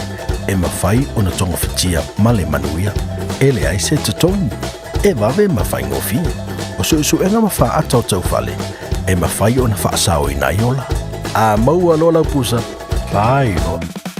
Ta penang whanau malau ai ngā atua, mo se ta whao ngā winga ese i le Auckland Zoo. E whetau le lei maltuanga wa o ngā whanau ia Aperila. Whaalongolongo i whaatal noa ngā autau simanu, patamata la lata i Leona, Taika, mai simanu mai Afrika, Australia, e o wahatu malutol wafe manu mai so se tu o lalang. Le Auckland Zoo, whaata whauta mai tima le ainga, o se asere tumu i fianga. Tuatusi, Motions Road, Western Springs, Aukilani. Tālofa lava o loo wingoa o nei mai MSL Training. O e mo o mia singa luenga i le Customer Service, Hospitality, po le avea fo i ma leo, e mawhai ona fisosoani atu le MSL Training. O loo iei la mātou au fisosoani e tai malango ina oe, ma a whai e te anga waa, e mawhai foi ona e a onga au noa ma se tutongi. Asia si mai i le msltraining.co.nz pe vala au mai i le ovalu se lau, lua wha tolu walu. O lo lumanai e amata i nei. Oso. Son, fe o kausinga iau makari i la manga iau lau ka vali fou. La voi amu uso. Bag. O le Enterprise Motor Group man ka. O uso ia i kai awangi. Lei yang whakamoe lau whainga duenga. Ai o aku rea fia o show lau ka mai lunga lau ala. Pao ma koe ngā ka vale. Piki apu SUV, van. So se koe ngā ka vale ha. O wheet foi kava. O le lima ongo fiku Great South Road man kau. Pe vile le over se lau lima o rua kodwha. Enterprise Motor Group Manukau. Sa ili, fili, ma ave loa lau ta vale. Tau tomo rere sa mo se furu lima iwa tolu a mo. O asolua o vai aso te tasi lo po malele si fila te no o avanoa le tāra pakalame mano le tai hao tala noa tuai e le sui o le tāra redi sa moi Hawaii ia o le sui la foi leo Amerika antoa longo pe ri lo tupo ia lo tupo malu le ngata ia o te roneo so se tafara nei ke lope o le tele o melo tupo a maise ua bavai umare lalo langi antoa po feanga ia i le si tau o Amerika ma Israelu tono Iran. So o le tāua lea o le resual tātou Radio Samoa i Amerika. Ia, mai updates wa o mea o la tupu tono le hatunu tele. Ia le sunga kena i ono lau tātou mafuta fo nei tai au, ia, whaftai mo nei tai mil tai au, au sunga kena. Malo se fauso. Malo se fua, malo le tawa tai whaftai fo i le tutua. Ia homo pe fo ave vi inga i le tua, whanitanga ngā tutua. Wa you me for you to love in the aso ya malo for you na for te atu ba aso sa pa yo ngai for you le te tu man malo ta tu li e fa tu lo for you la pena le pa ia le tu pa tu fa la na ese e me se vol ta pa ni mama tamam tina ma tu wa se lu mana i wi o ta tu tanata i le nei for you va i na ese ke lo pe wa fi pio mo ta tu ma wai ta to fa ne ta tu li tu sa tu ma United States of America wa lu si pia me lo tu pa fi sa mo a me se ho isa mo le tu wai ni fo yo tu nu ya na lo fa te ko I fa sui et fo I fernand wai fo il ta to sama nga ni ta o si apo si me vela si me tunu si me mata si me oka fo ia tangata fo I fa la wido fa no atu ya me ko ta ma ne fo se no lo si lo pia e se ta no ngali me ta o lo sunga le la malo fa te la va uso ken malo fa tai nei vai ngai mana ia pantu antu wa len auta ol fa tu moi no tampo kalame o lo e yai de tono o malo America lava fo no silfia mo mato nei tau va vai ma watu e pona ini sila a lo te tilte lo atu a o foi ta wina sa no anga minister tu Peninsula Nicola Willis ile luas for minuto talwai quote lana fa punga le ngana Peritania I see the pain that so many New Zealanders are experiencing e ole winga lantala e tulanga lo ile taua America ma Israel ma Iran latest la tawa vai atu la sunga ken e so mai la valo silfia tulanga le sa yai ai tula wo le manatua le po le fast food valo I tula na tu America Iran a le sita le mai le si me la topo a le fo titi lo atu fast food maso ceasefire deal America na ave Iran kiki mai ol pe Iran la tu tele le tali ina ia a ma faina e mai update tu langa ia langa o le nofo lo langi le nofo e le o mo kwa I nofo le fo le tu langa le ngata swau the cost of living ia fa pena fo economy le la a fielo langi atoa ken fa mo ma lo fa te fo I le saunga ia fo se si fo le ngata ni pengata lave mai fele fo I ta pule te vai ona ya PI ban es se fai lo no winga da pamtalanga ya PI ya lo tatu la ngona falta mau ai economy ya PI lo tatu la ngona e puingo tatu tangata ya PI ya tupe ya PI ya tatu fewa ya wa onisi wale fi fewa I ono tawale tupune male mai tangata America wa ta totele tangata tu Europa ma oje e Middle East le statu tono ya wa mai wa le nei vai tai wa fa muta po cancel la tu ta fa una po malangai ya a le si mela va pe tupu I tawene wa lo I lunga me tawu swa awa po ala va tawaye fai tabai ole nang ta inga la vale on na tu une ia tu uia ole swa ya la bala wa mo fai ya le tele fam talanga ole wa ma tau na ngai do te tangata e te tau on te tala le mele tau straight up Hormuz salopena al sina dua sulu maila le laktel por sulu dua maila le laktel por le straight le e wi mai umma le telio o fo io o ba ayo lo febe ia swap mai tu telme o I sa wal telio swap wala lang yato lo fai Iraq Iran atu Bahrain United Arab Emirates Qatar Afghanistan Turkey Pakistan o atu mai etua oi ma Iran ole foi la bo mo fai yen bale la no foi fa pitoa ale president le manto atu United States of America President Trump ole bo pe bo se vai tangata pi fa fefe tu ya ale talina le Strait of Hormuz no wingo taiao le ile fiafi le balu le fiafi US Eastern Standard Time tu so la so lua le fiafi tonu United States tu so la so lulu na ya utum ya ole a fatama ya a to ai lava ya la tu ne no wingo le tala ale sambanga ale president ole a pombo fa so a to le tu nei a Michelle lava ya on infrastructure po tele e whaangorango i le tunu o wao te pifo Samoa, whaangorango Samoa, ma so se tunu lam. I whale e whau mai ei ma sawa le wila po le electricity. So power plants. Ia ma le tele o whale tā ua o le malo la whaatama ia. Mai o le whaelo ofisingia po i el to tele whaipule tono konkeresi.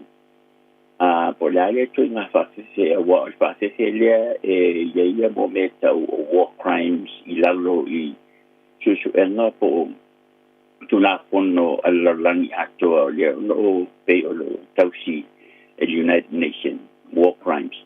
E le te tau o na whaipa pese tau pe al telo tau. Ia e a fo I e anga I toale tau I tau fo I le tulanga o na o fita ia mavaenga po ia te whaumatia vaenga fita ai le te tau o na pomu ia whale sa e le te tau o na pomu ia whale mai ma meo no ia tamati e mantola e iwa sfugu miliona ia tangata e no whale atinu lea ia te le lola ia pese kewisia no isona taltonunga palpispa ia te tau ana pasioti umani tangata ia iwa sfugu miliona ai o taltonu atonu e leo se mes fetau ile I la tātou fo I mai tau ai o tūlanga ia le ai ali na te malana tu tau le fai nei o le afata si mo Israel o le atu ula Iran le o fo mai ele tele o terrorist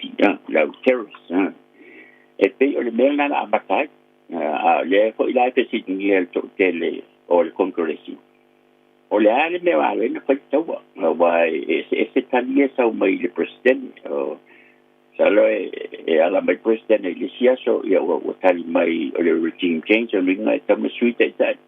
Ia o lisia so sau papea e ala na sui o nei le o le leile te inga le atunu. Ia e ala na sui o no ona e o le ono e ala na pomu ma o se fai le atunu le ono lai tele ia nuclear ni na ia mo fale fo ifa o ia niki ia tono le atunu le.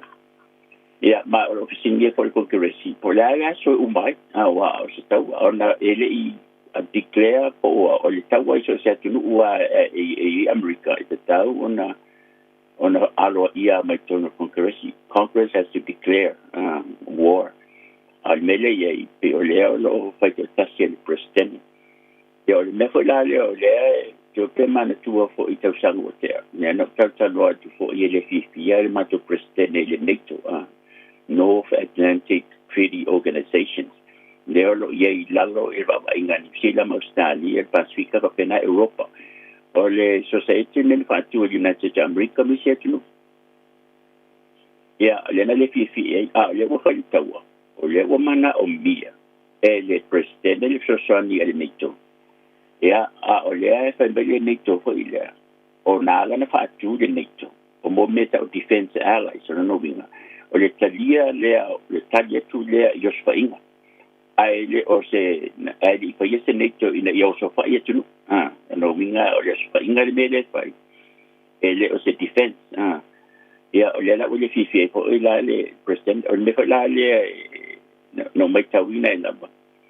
Le mang fonga fama le ba ai mabao o le amata o te ni ina tamata e le taimi le gumana e te na mia le la tup soson. O le tele o male ba lele o lo fa ngane e United States America tonu Europa e oso mai e oso inga. O male ba lele umma ba le NATO. Wa le ise male ba lele United States tonu o apoio statu tonu. Na o tu uye la lo ile ba inga le. So el tele yo me o lo a fiai ile tawala e ma o le fo wa go si ile tau o swau. Ia le popole te le tangata milionea. Tangata bilionea, tangata maumea. Ai popole I to te leo tātou le uina o ia tātou whanau tau ale. O ai le o ni whanau a bilionea tau na o tātou whanau. Ia mai o le sifo I me peno tā uai e a pia I po I tātou te tununga wha keusiana.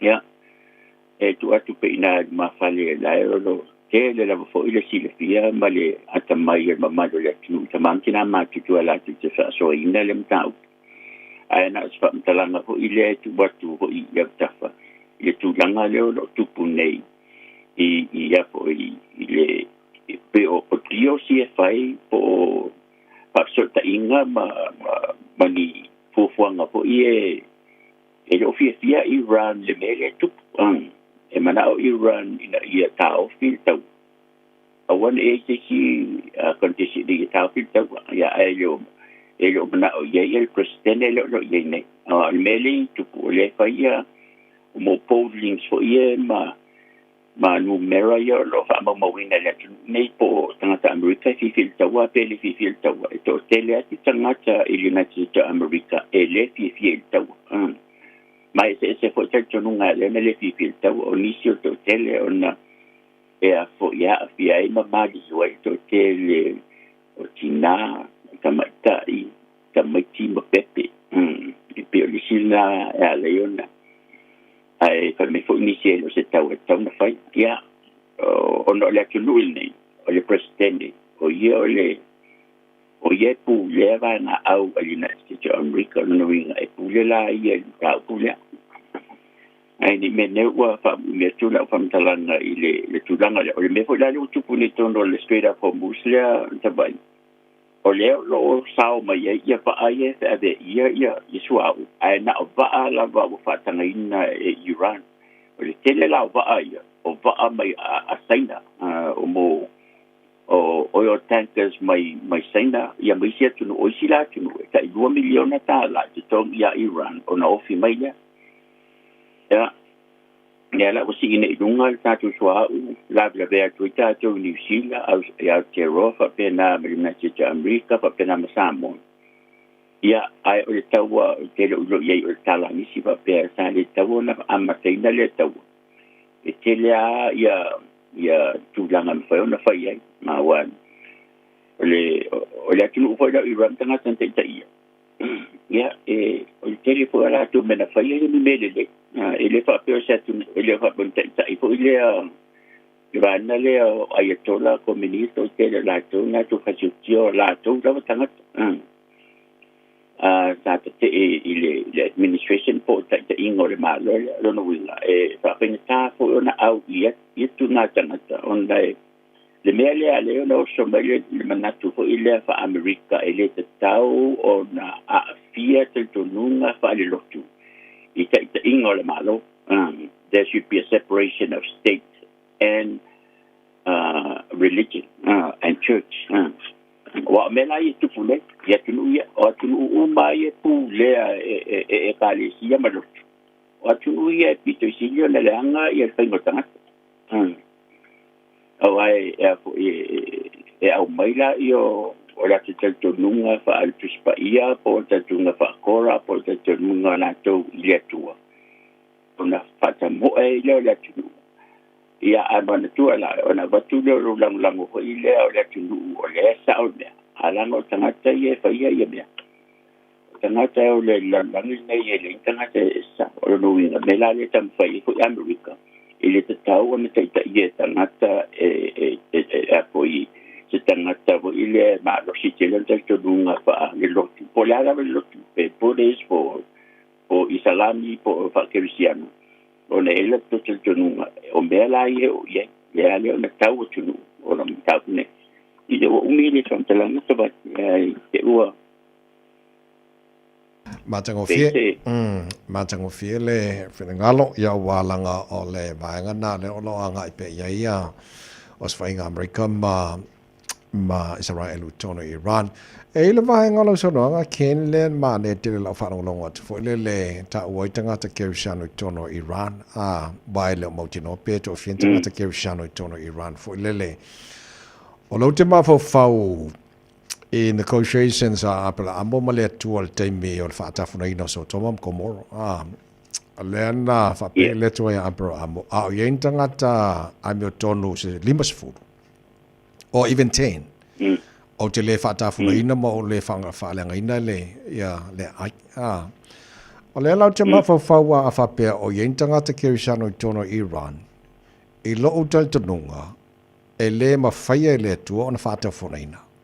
Ia le atunu ufoilele, i le tūlanga lo, i le pōmuina pēa, e Amerika ma Israel, ia wa e lava, le leifo i lam tāpu sili le tūlanga, o la so sili fia i le vai.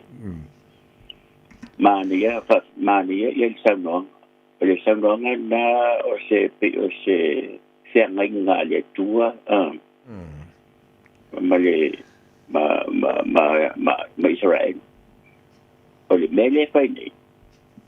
O mea Trump le fai. O le atua. O le presidente a mātou lea o tau ma le atinu lea. No winga. Ele i o mātou i se tanoa ngā whapewa. Whapea mai le atua ia a te watu o Iraq. Peo le se sengana. Aho le luinga la whamitala.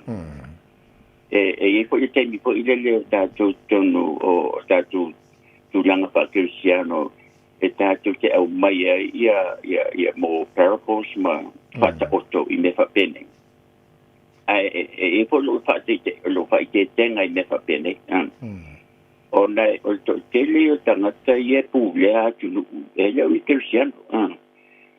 E leo sa utala se po se tala o le vai aso le na fai nei o la un te le mato presidente na upu masoa ma para le fai un te tala non o le me foi o te atai o le poto i al mato presidente e le lotu e le tanto i le tua e fero wa i balkis pa ia e o tanga tala ia le tulu nei e poto te le fa unga ia tus pa ia ona e latu tiloina e tainga no fie mai ai there's a 25% of the population e guarantee lava e paro tambo oe le tunanga o se fai puli le tunde e paro tambo oe ta to anga ta ule go i swa ko Yesu so uma te la unga tu sala pe te le tantonu il tuspa ia po le tua po Yesu a ta usa o ona o mai lo tangata na e se paia lo mona ai o si tangata nei e lo la tutunu e le tau ona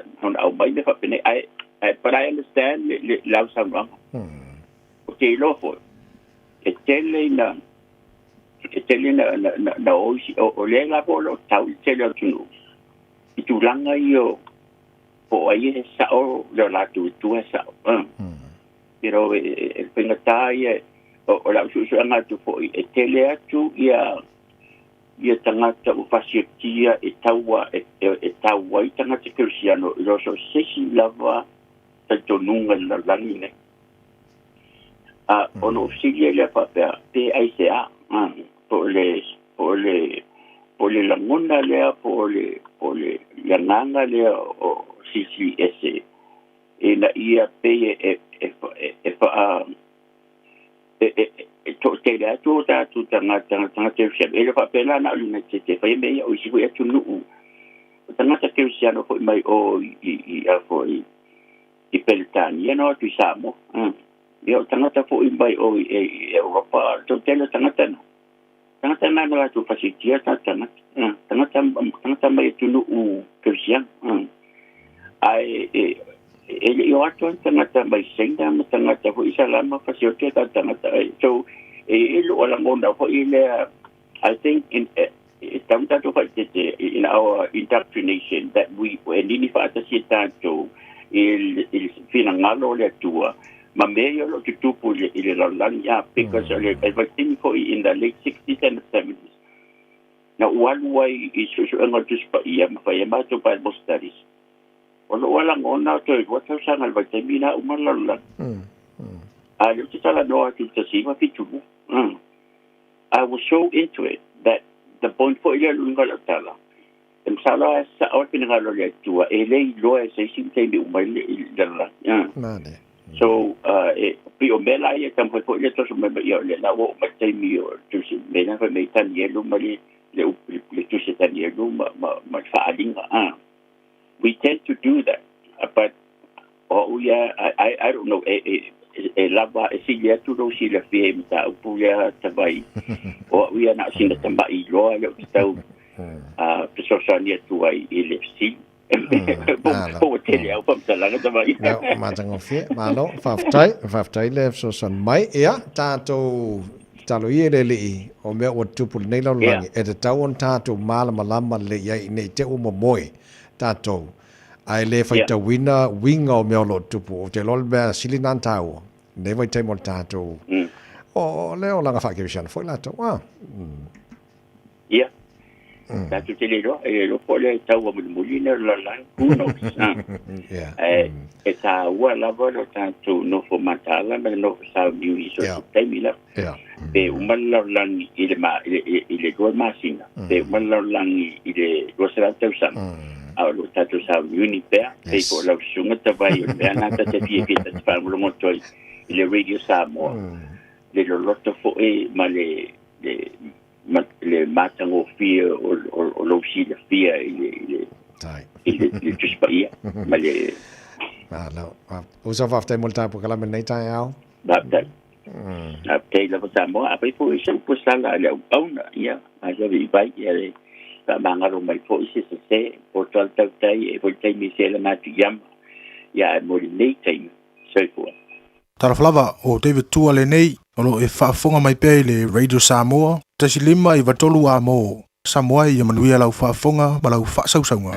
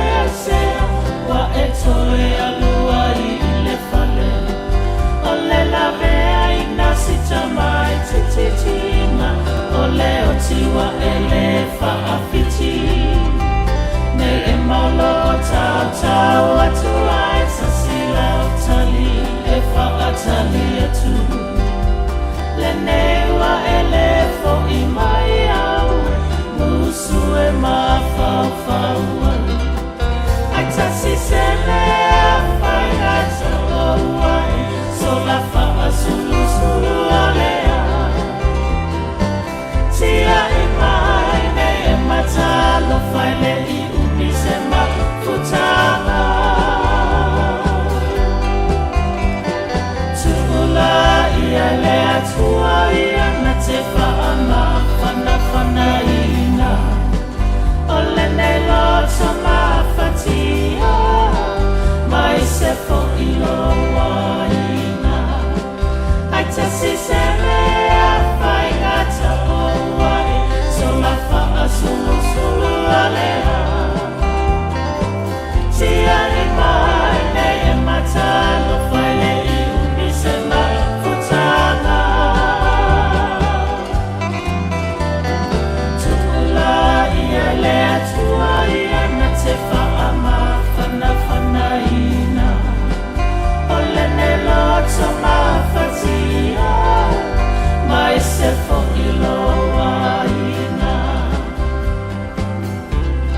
Pas masenga mai le apa pese le Pacifica Band le nei tai ao le tau tua mo le Radio Samoa's for lima Eva Tolu a mo.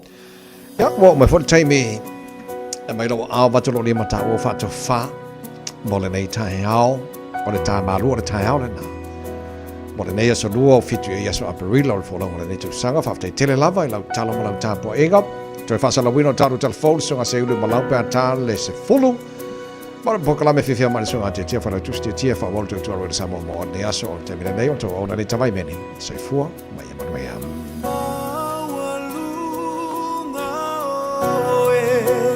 I mea uma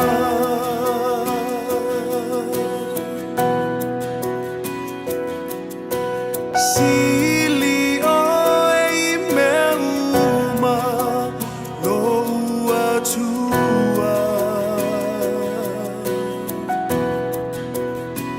E mua mua pea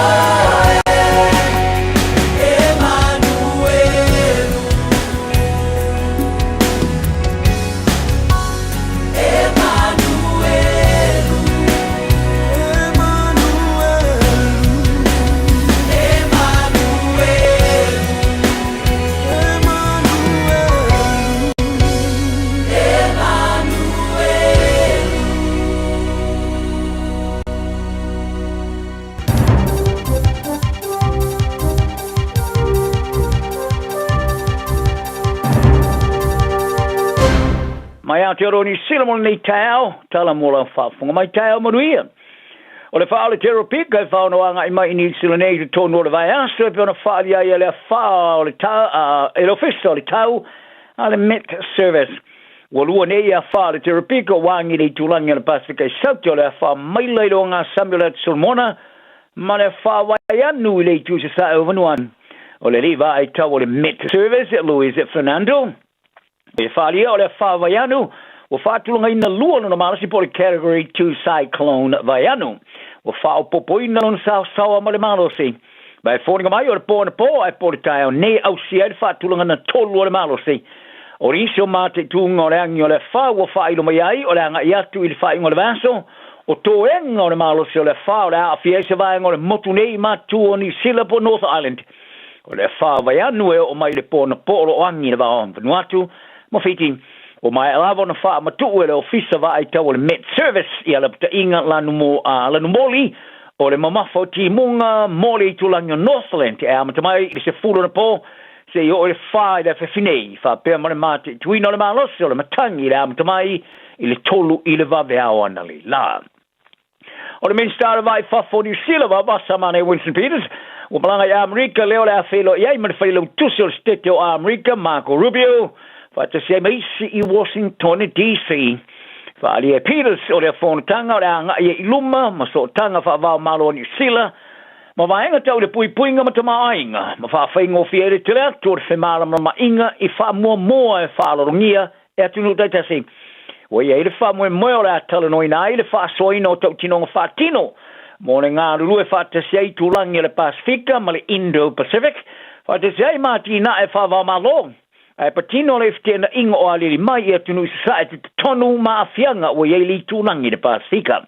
Fali Peters o le tulanga o ye nei me o tupu mai le kelope o se lui tau pito sili atu le o fete yain manisila. I le tusa male vau se fulu tau sanga umawai. O le whainga malanga Peters e muni mai lea. Ai fito a mai ani na ya so talo na fola le tamai tai whai puli televo o le partia le te parti Maori Hana Rafiki mai pe Clark. O le ale malanga le fono tanga le whala tongo whaatupenga whaavao malo por International Monetary Fund e usu e Washington DC. O no vevesio ale le mai le kelope a mesai le whetoi o tangate New Zealand nei e le taututongi o le tau o le pensini. Wharia le tamatai Minister o tupe Nicola Willis New Zealand o le tau o ale le mai wa fia le tamai o le kelope ini o wala e matua ilo loto lava. Ma ua yelon wha muenga o le alanga e Peters I le whailo inga. Ia le wha moe tue te riu mai Peters I se fulu le masina ni o Aprila. E sa whalia e le professor o le University o Waikato Al Gillespie I le reito New Zealand e winga I le ase singa o le a tauma whaia Peters e whale le a tili so tanga ma Amerika e peona iai teimi sa lu I tauinai.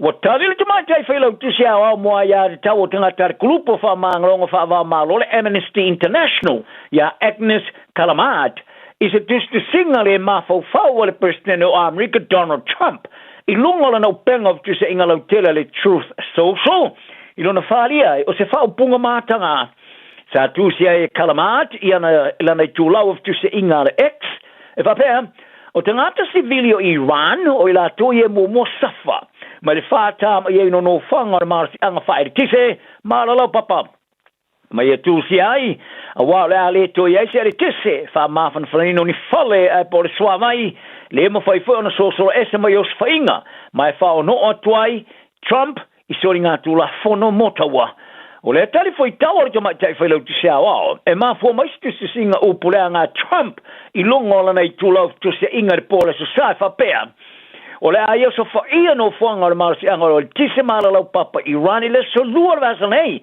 pe a fa yo atu ia o te punia pere vai to the Strait of Hormuz mo va ai fewai ma ye tu si ai mani upu maso ai lafo ya Iran e amata ma ile F ma le B ile ngana Britania sa ye tu si ai o le a so fa ia uma nei vai ngali teme tasi ma a fa ile te telinga le vai to tolo o le a o uma tanga to Iran ile Malaya ma ye tau fa ia ile to tanga te Muslimi ala o se fa mata uma se tau fa Trump sa whalia I le whonwha so tangata Muslimi America, the Council on American Islamic Relations, o se le whae tete, ma tau tea, ma whae loa i se whaatulanga no le mawhau, o le se sengo le tilo i oro tangata, ma se inosia o te ritonunga whatapo inga. O le whai pule Chris Pank, ma le tamata i whai pule Penny Simmons, ua si tia o la tūlanga, a o tue whaatulanga, e le pare mea, tui sinawe maulo mo toa tua, Christopher Luxi, na lanka peneta, ili na vai aso. O le efe suia inga, o va iei whai pule e lato no fo inga mua, ia Cameron Brewer, ma Mike Butterick, wa avea ma minista e tua mai o le ka peneta. O ne efe suia inga, o te tuwai, o no le sauni ato whai pule sini o le pare mene, le tamaitai minista Judith Collins, sauni e reitaia, ma le minista mua, tangata Pasifika, Dr. Shane Retty, wa whaiana na whai unga e le tu e tau vai lis whainga palota. O le tofinga minista pui puinga whaafita, le matanga ruenga mo le pui puinga so ta inga na malo, ma le tautua mo le pui puinga o whaamtalanga whaani lolilo ni sira o le atu inatu ne ia Pank. O le li whai pure a Paul Goldsmith, wa avea ne ma minista mo tangata Pasifika, ile li pare mea, Luxon, whai tau tino ai, ele o iese sui o tangata Pasifika, ele na partia le national, ai pola na kapeneta. Ma o se melo o ngā lulu e malo sine iai, na ia mautino, e wha wau na a oanga iatu, mo le wha tō sino le whainga paro, tō le luafi mariru fulono, i le whirifilia leo se sui te uva Pasifika. Wa awa iatu ne ia New Zealand ia Australia, Faranis ia Mani, Italia ma Peritania i le wha ilo lea, o le loloto tele rolato popole ngai winga le tula fono te wha ofia le malo Israelu, e wha lau tele tua le whasalanga i le oti mo tangata Palestina. Sa tu sia ia va wasa mane Winston Peters i lunga o penga o whamtalanga tele i le vai asum vai. E whai loa i le a wai o ni sia i se tunu. Ma wha matala le te teo a tunu mo le whai tau se fulu ma se fulu tau sanga. I whasalanga i le oti i so se tūlanga la vai ai. O le ati se singa mun mai. I se tau mwhainga le pātia le Greens e whatu se la fo le pārmene le nā vai aso. I le amata upa pe tai sa le ilangalo i nā pātia uma. Sa longo e le pātia le acti le rei tori sila e lato tele ilangalo ina le lafo whatu sa fōla sia e unoma se whaaringa. Mata uai, o le minsta mata upo le vai whafo e ngafa ma le mata upu i le whailoa lea le tūlanga o tuaini sila i mata upo whaavao malo. O lo whaamtala ina i le tūla fono o tangato whaamautua i le tusi sifo West Bank le tūla fono lea Israelu. E whasi o tia tangata Israelu man whanau nonga e tinea le steto a Israelu o le whasala i nei leo ti.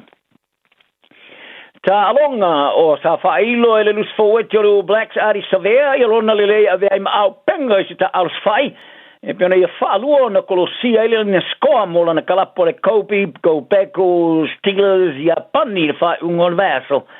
E te tau ana whawhia i le whai a onga le All Blacks, Dave Rennie, mori nai mafuanga e pena lipu tia le vango tala le saf.